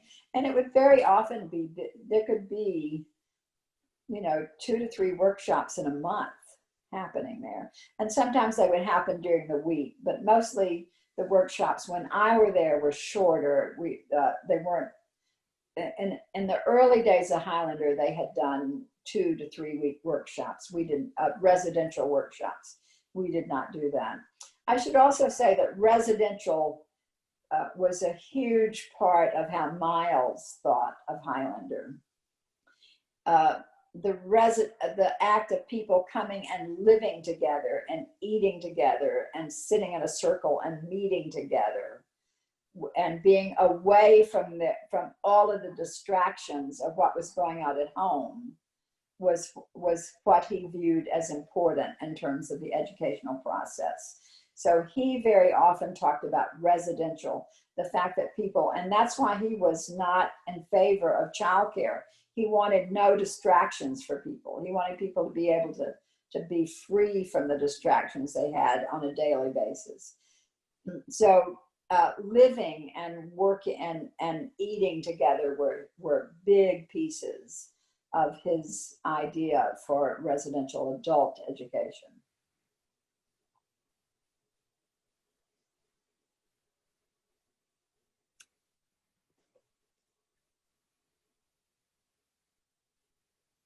Yeah, thank you for that clarification, because for some reason in my head I sort of had imagined sort of a topic that cohorts would be admitted to. And yeah. So well, actually, I should give you one more example because you're absolutely right. There was later a program that was beginning to develop when I left called the SALT Fellowship Program. And SALT stood for Southern Appalachian Leadership Training. And in fact, indeed, it consisted of a cohort of leaders from communities. One leader, but those leaders were always asked to bring another person with them when they came to a SALT workshop. And that program was run by a good friend of mine, Vicki Creed,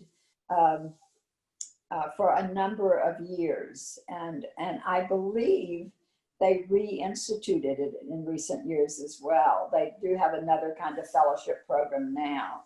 So, and that was and the same two staff people, a woman from West Virginia and Vicki, worked on that program, stayed with that program for years at a time. And they would get new SALT fellows every year, but there would be alums of the program. And so that was a way of developing leadership inside the communities. mm-hmm.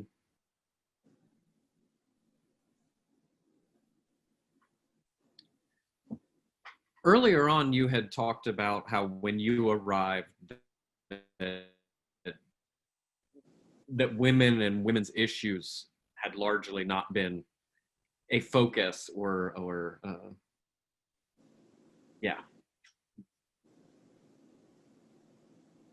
of a lot of the work. And you just mentioned that during your years there that it was largely Appalachian based and had primarily been white, but was transitioning. So I just wanted to ask about, and you also have talked about how the focus was largely on education and organizing around economic issues and the environment. So how did all these, the intersection, as we think of it now, of race, gender, sexuality, class, how was this present in the thinking and work of the staff and the center as a whole? Before I joined the staff, before I came up in the fall of '78, there was a meeting of the women on staff, a weekend retreat. And Helen Lewis was instrumental in organizing that. So it was like a meeting to just talk, sort of almost like a caucus, if you will. But it was sort of, I don't want to say it was clandestine, because it wasn't, because we met at the center. But for that meeting, Highlander didn't say, okay, if the women want to meet, here's the cook will come in and we'll support this workshop, or we'll support your meetings. We brought our own food, we cooked our own meals, but it was like a time to just talk about our roles on staff as women. And then I think I told you a little bit of the story before. At the next board meeting after that happened, there was a report from what was called the, quote, in-house group. And that's when Miles made the comment about, he thought it said in-house, just to be provocative and just to cause partly to ease tension, but also partly to be provocative. Highlander had too many, throughout its history, I think it just had too many strong, smart women for women to not be appreciated and to have some say. But no woman had been director until Helen Lewis became the acting director, replacing Mike Clark for a year. And that would have been when I was there. Mike went off for a year's leave of absence, and Helen was the acting director for that year. And then Hubert was hired, and then John Gaventa was hired. And then the next director,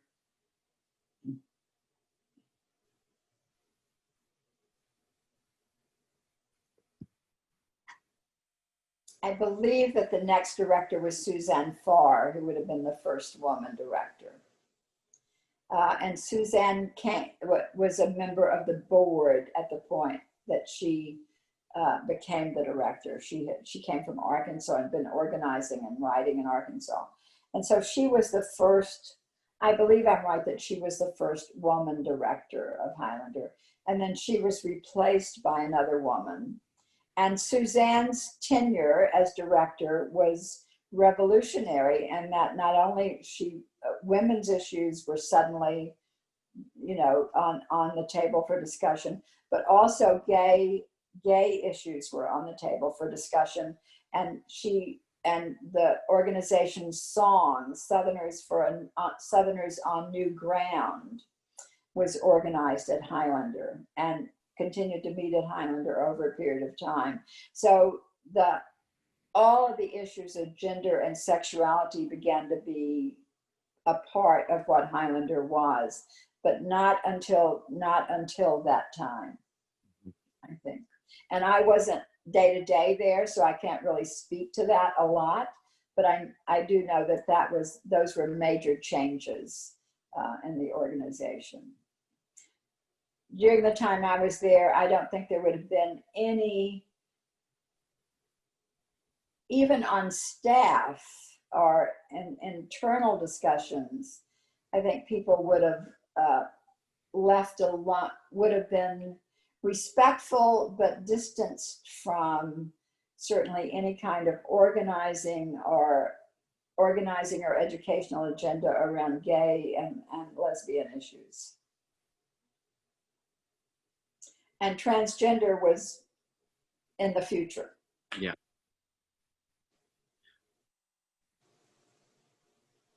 You've mentioned just in this tradition of which Highlander is a part, and being so involved with the Southern civil rights freedom struggle, and then with the work with the North-South exchange and how much that had been informed by liberation theology. Yeah. Are there religious undertones or just a milieu? Yeah. Well, that's a very interesting question and a contested. The answer to that is contested. I would say. My reading of that the Southern progressive movement of the 1930s is that a good swath of that was based in the social gospel. People like Miles and Claude Williams, who certainly came out of it, Don West came out of it, Aubrey Williams, I think there was and Miles was, after all, he was at Union Theological studying with Reinhold Niebuhr, and there was a great interest in the social gospel. So I think that that was very much a part of that progressive era of the 1930s, and that it did have an impact on both Miles and Don, who were the co-founders of Highlander in 1932. Miles didn't ever. I think he was loath to say that that was a major influence on him because he wasn't a particularly religious person, but he clearly had. In many ways, like myself, the part of it that has to do with values and how deeply held values about how we treat each other as human beings. I think that came from that social gospel tradition for Miles. And for me, it came from the church. So I think it was there, but as I said, I think it's contested because I don't think Miles would sort of ever cop to that, and to put it bluntly, in terms of how the social gospel tradition impacted him. But I think, but there wasn't, the community organizations and the community groups and the people who came to Highlander during the time I was there, many of them were deeply religious and active in their churches and home. But Highlander was not a religious institution. We met right through Sunday morning. There was no prayer. I take that back. There may have at some points been prayer if there were communities of people who wanted it, but it wasn't a part of the program that we planned.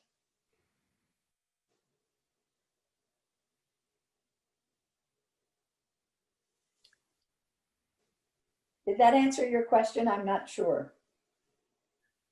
Yeah, and my question was very diffuse, just that you had mentioned social gospel, Southern freedom and liberation theology. Yeah, and yeah. The fact I certainly made those connections, yes. And that people are in fellowship, and I envision singing and, songs that come out of the church, and so I just was curious. Right. Yeah. Culture was a very important part of what happened at Highlander. Guy and Candy were on the staff. Always music was a part of the program, both on Friday night and on Saturday night. There was music and singing. Often there were poetry workshops, writing workshops that happened. So culture, and then when Jane and Hubert Sapp arrived, Jane brought music as well. So there were, and a big part of the 50th anniversary was the cultural workshop and music. So it was always, and going back to Zilphia Horton, who had been sort of the first one to bring music and drama and poetry into the workshops. And still is to this day.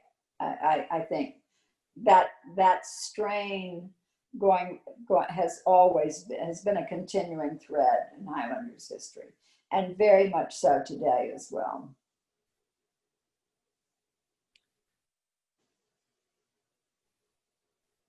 And as has been noted with the the raid and shutting down of the original location at Monteagle, and then we've alluded to the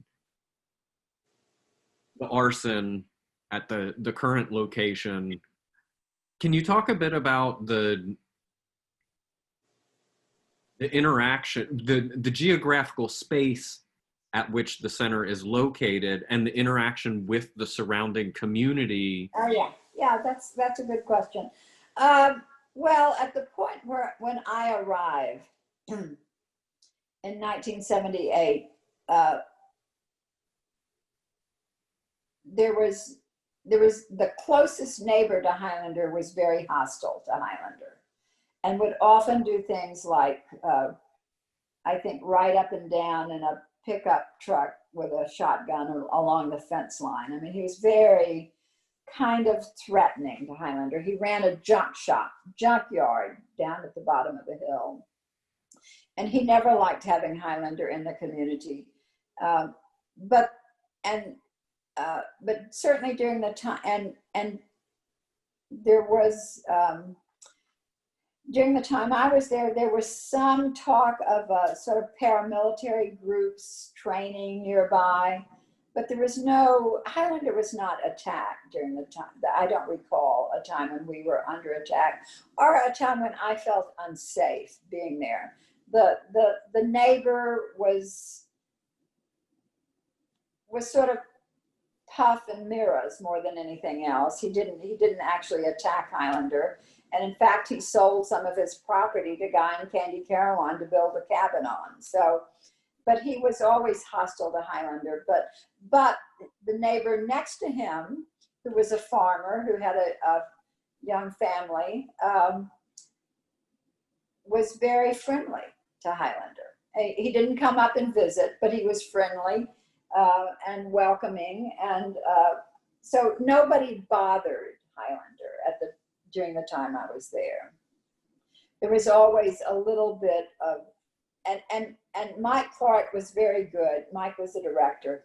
Mike was very good at going out and working on community relations, introducing himself to people, talking about the work we did. But we were very much apart from the community. You always felt that you were apart from the immediate community that we were in. But over time, and even during the time I was there, more people began to join the staff who lived in the neighborhood. The farm manager came. Nina Reining, the cook, lived in the community. The person who was hired to run to sort of manage the dorms and do all of that lived down the road. So that helped hugely in terms of community relationships, because these people lived in the community, were known in the community, and Highlander was economically supporting the community through employing people in the community. So I think that helped over time. And I don't think up until this recent thing that Highlander's been in trouble with the community, actually. The immediate community, and it's not clear that this action that was taken was done by somebody in the immediate community there. So I think it's essentially had decent relationships with the community, but not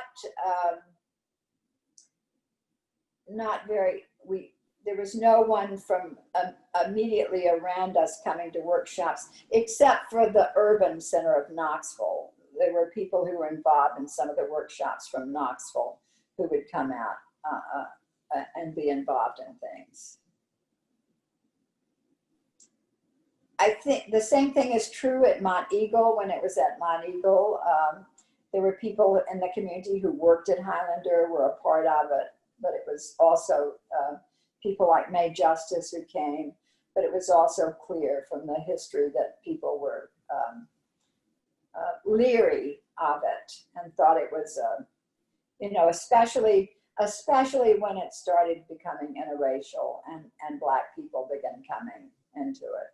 It became more fraught because it was viewed as supporting integration, which it of course was.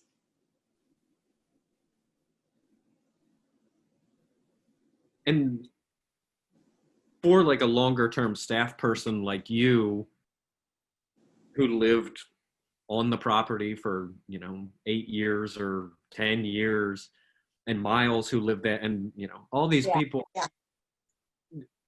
you would still have to get provision, go to a Oh, grocery yeah, store, go to a pharmacy, stop at a roadside stand and pick up tomatoes or what and I'm sure people knew in a smaller community, like, yeah, oh, you're affiliated. yeah.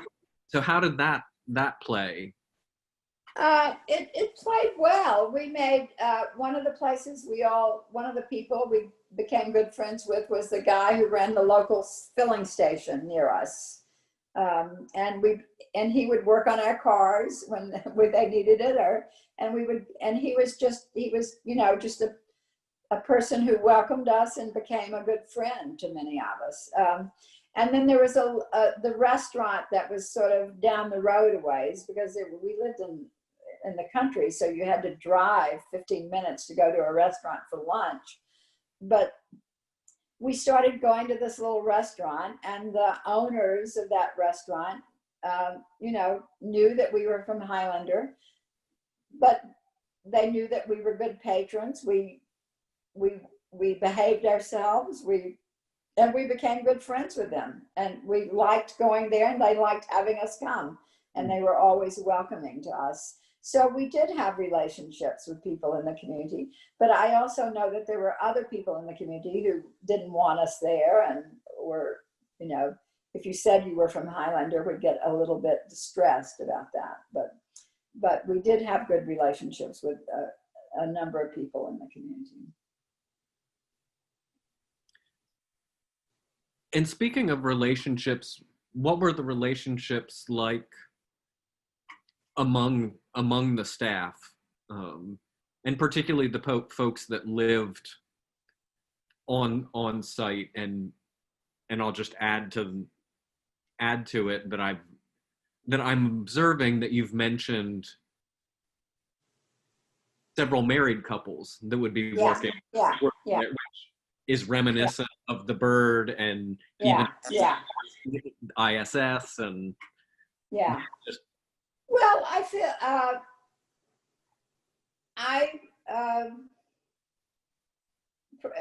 from my perspective, I developed long-term, lifelong friendships and relationships there.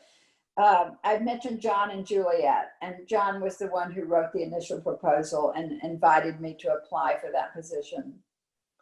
And I became, and because we were there and living on the farm in this small environment, we were in and out of each other's houses. When I was there, I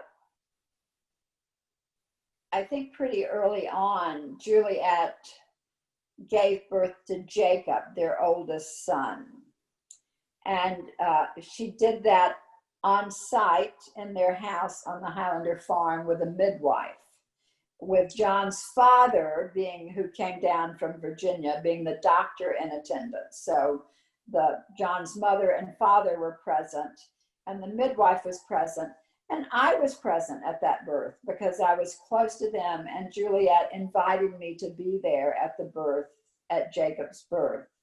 And so that was an amazing moment for me to experience that birth. And I've had a very special relationship with Jacob Caventa for all of his life, because I was there when he was born.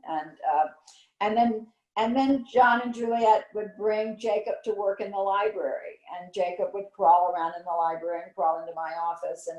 And when they needed a babysitter, I would be there, or if something happened and they had to go to the doctor, I would be there. So we helped each other. We didn't live collectively, but we certainly lived cooperatively and collegially.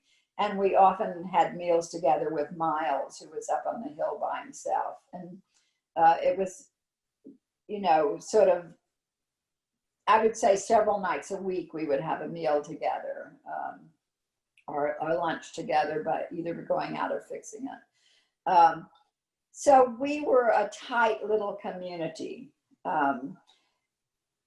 Mike Clark got married during the time I was there, and his wife Deborah came to live there but didn't work at Highlander. And that was a little bit different. Learning how to navigate that was a little bit different because she wasn't a part of the staff, wasn't in meetings and so forth. And that had some tensions around it, which I think made Mike think about moving on, perhaps, so that the two of them could work more together. But by and large, we were a small staff, and living close together, and my house became a center for people when they would come. I know I came home from I was away on a trip at some point, and I came home and arrived at my house after dark, and realized that there was a large party going on in my little round house. And what had happened is that there was a group of people, I think, who were people who worked on the death penalty, on criminal justice issues, were meeting at the center. Again, this was an outside group coming in to hold a meeting. But a lot of people, I knew a lot of people in that meeting, and one of them was Jean Guerrero. And Jean Guerrero felt totally at ease inviting people. You couldn't drink at the center because of the history of Highlander. So you never could have a drink at the center. But so Jean had invited people down to my house for a drink and schmoozing.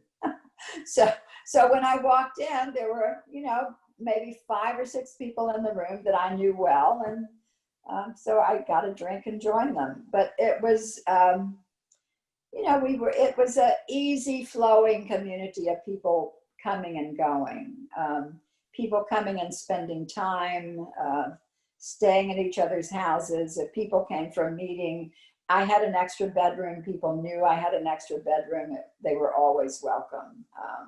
So it was that kind of very supportive living environment, I would say. I don't think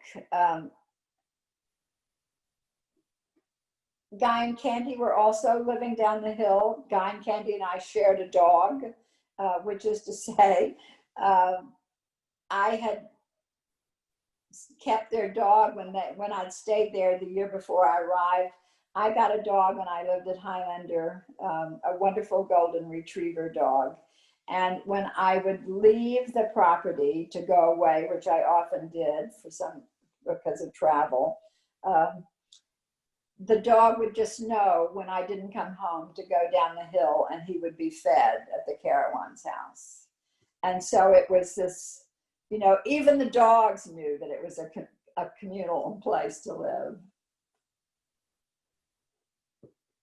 And when he would see my car arrive back in my driveway, he would come home. There's a wonderful golden maple planted behind the Carawan's house now in tribute to this magnificent dog who died while I was in he stayed when I moved to go to Massachusetts, he stayed. I didn't want to take him off the farm. That would have seemed just not a nice thing to do to a dog who had acres and acres to roam. And so he became the Carawan's dog at that point.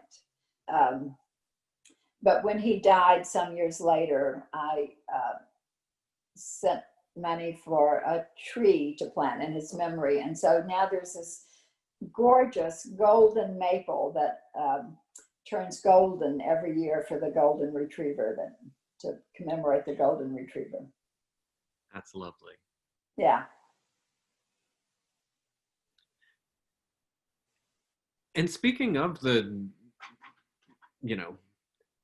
down the hill and the center and can you describe the physical landscape of the about how many acres we talked about, how many? I think it's either 140 or 104 acres. I'm not quite certain. I should know that, but it was a large peach orchard before we moved there.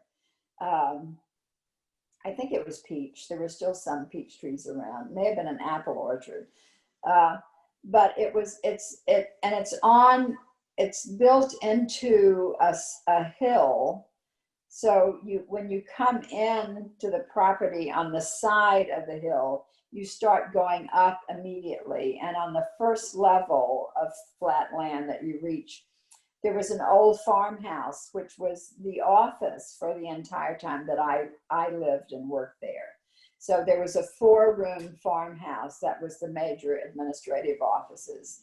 That house is still there on the property. It became an intern house later, I think. But that's where the administrative offices were. And behind that farmhouse was a big old barn for hay and animals, and a fenced-in barnyard for any animals that were there.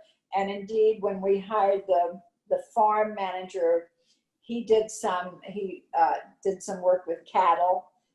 We would buy a calf, fatten it up, and feed it to workshop participants. This before vegetarianism was such a big issue, and certainly before vegans became an issue. But we didn't have many animals. But David would sometimes have some animals, some cows on the property, and there was all the time hay would be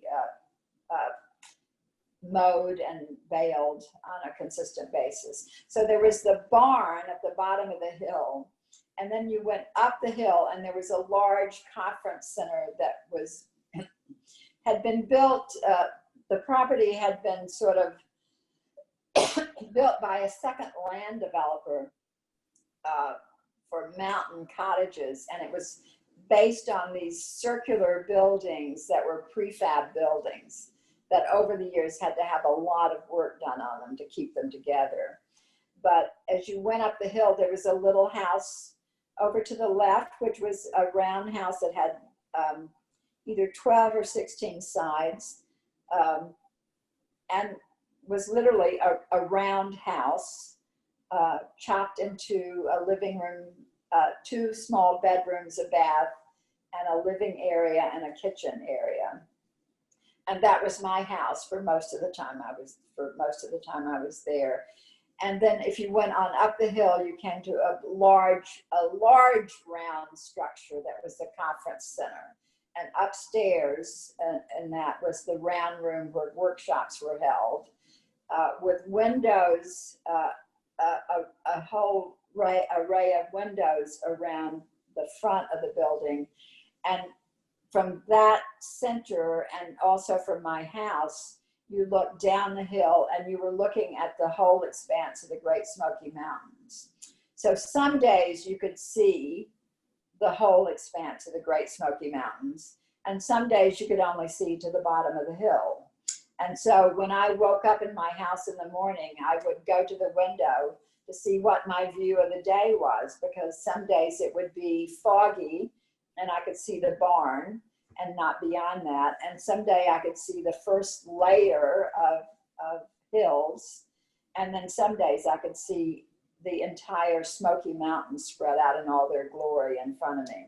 So it's a marvelous view from the hill there, and people really love it. It's one of the striking features of the place. And the center was built in such a way that it makes use of that view and bringing the outside in to the meeting space. So it's really quite, and there's plenty of land for people to walk around in. The Library and Resource Center was in another was two round shapes put together to the left and down the hill on a little slope. And then there was another staff house and two other staff houses on other parts of the farm.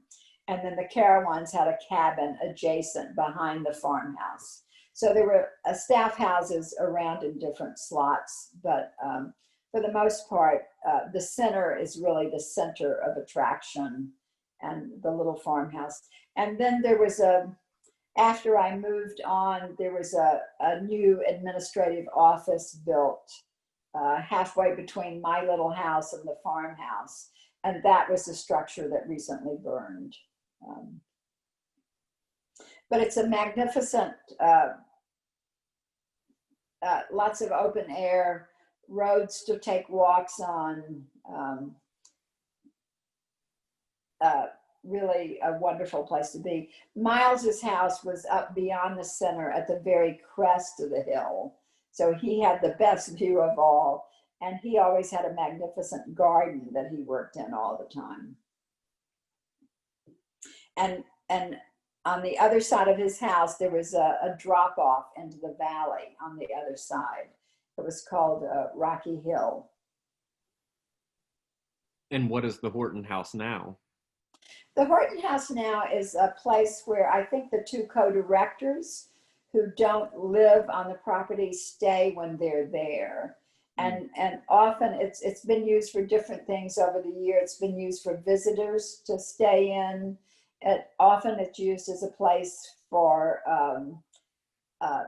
receptions, to go and have a drink at the end of the day, or to have an informal gathering away from the center. But it's been used for different things over the years. And at some point, after Miles died, there was a decision made to actually renovate that house, because it was not in great shape. It was beginning to need a lot of repair work. And so the two Horton children, Thorsten and Karis, and a good friend of theirs who's apparently a skilled carpenter, came down and worked with the Highlander staff for a period of time to actually, and so everybody, it was sort of a hands-on project, but with Highlander providing the money that was needed to help do it, to sort of renovate that house and make it useful for people to come and stay there and have small meetings there. I still like going there when I'm there. I bet. Yeah. I'm And now there's a brand new structure that just went up, which I saw in construction, but they just had an open over Zoom, an opening over Zoom, and that's a new library and resource center called the Septima Clark Library. Their plans for the Harry Lasker Library, I think, will eventually be taken down. That old library will be taken down from the property. I think that's the plan. I'm not sure. But there's a new building now that's closer to the conference center that will house the library and also have additional meeting space in it. But it is a beautiful location. Yeah, I hope to visit one day. Yeah. In terms of the farming, did that generate, you mentioned, rearing some livestock that was ultimately consumed on site. Were there other components to that, of other crops or things that were grown for consumption? Or did any, like the hay, did that generate any income, like to sell to local It may have farmers? generated a little bit of income, but I think it was something that we never really counted on. And there were people who lived there grew gardens and tried to be self-sufficient in that way. I didn't do that a lot. I didn't do it at all, frankly. I grew up on a farm. I did not want to be a farmer. But for the most part, we shied away from trying to think of it as a money-making proposition, and tried to think of it about as more caretaking of the land. And I know before David came, I think there was some sort of arrangement with a local guy to come and cut the hay, and then we would get a little bit of the money from the hay, but he would get also for cutting it and doing that so it was a way. But in later years, and I don't know, I wasn't there and I don't know enough to just say what happened, the staff, the board made a decision to buy an adjacent property, which was an apple orchard and had a house on it.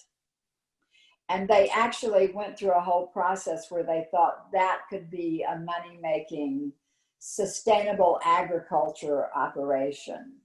And that did not happen.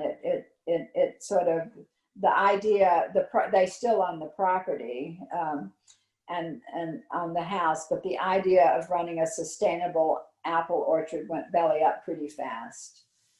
It didn't, they eventually paid off that mortgage, but it didn't become, it wasn't what they initially envisioned, I think. Yeah. It's hard to do that. It's hard to have, to run an educational institution and be a farmer on the side. You really can't do it that way.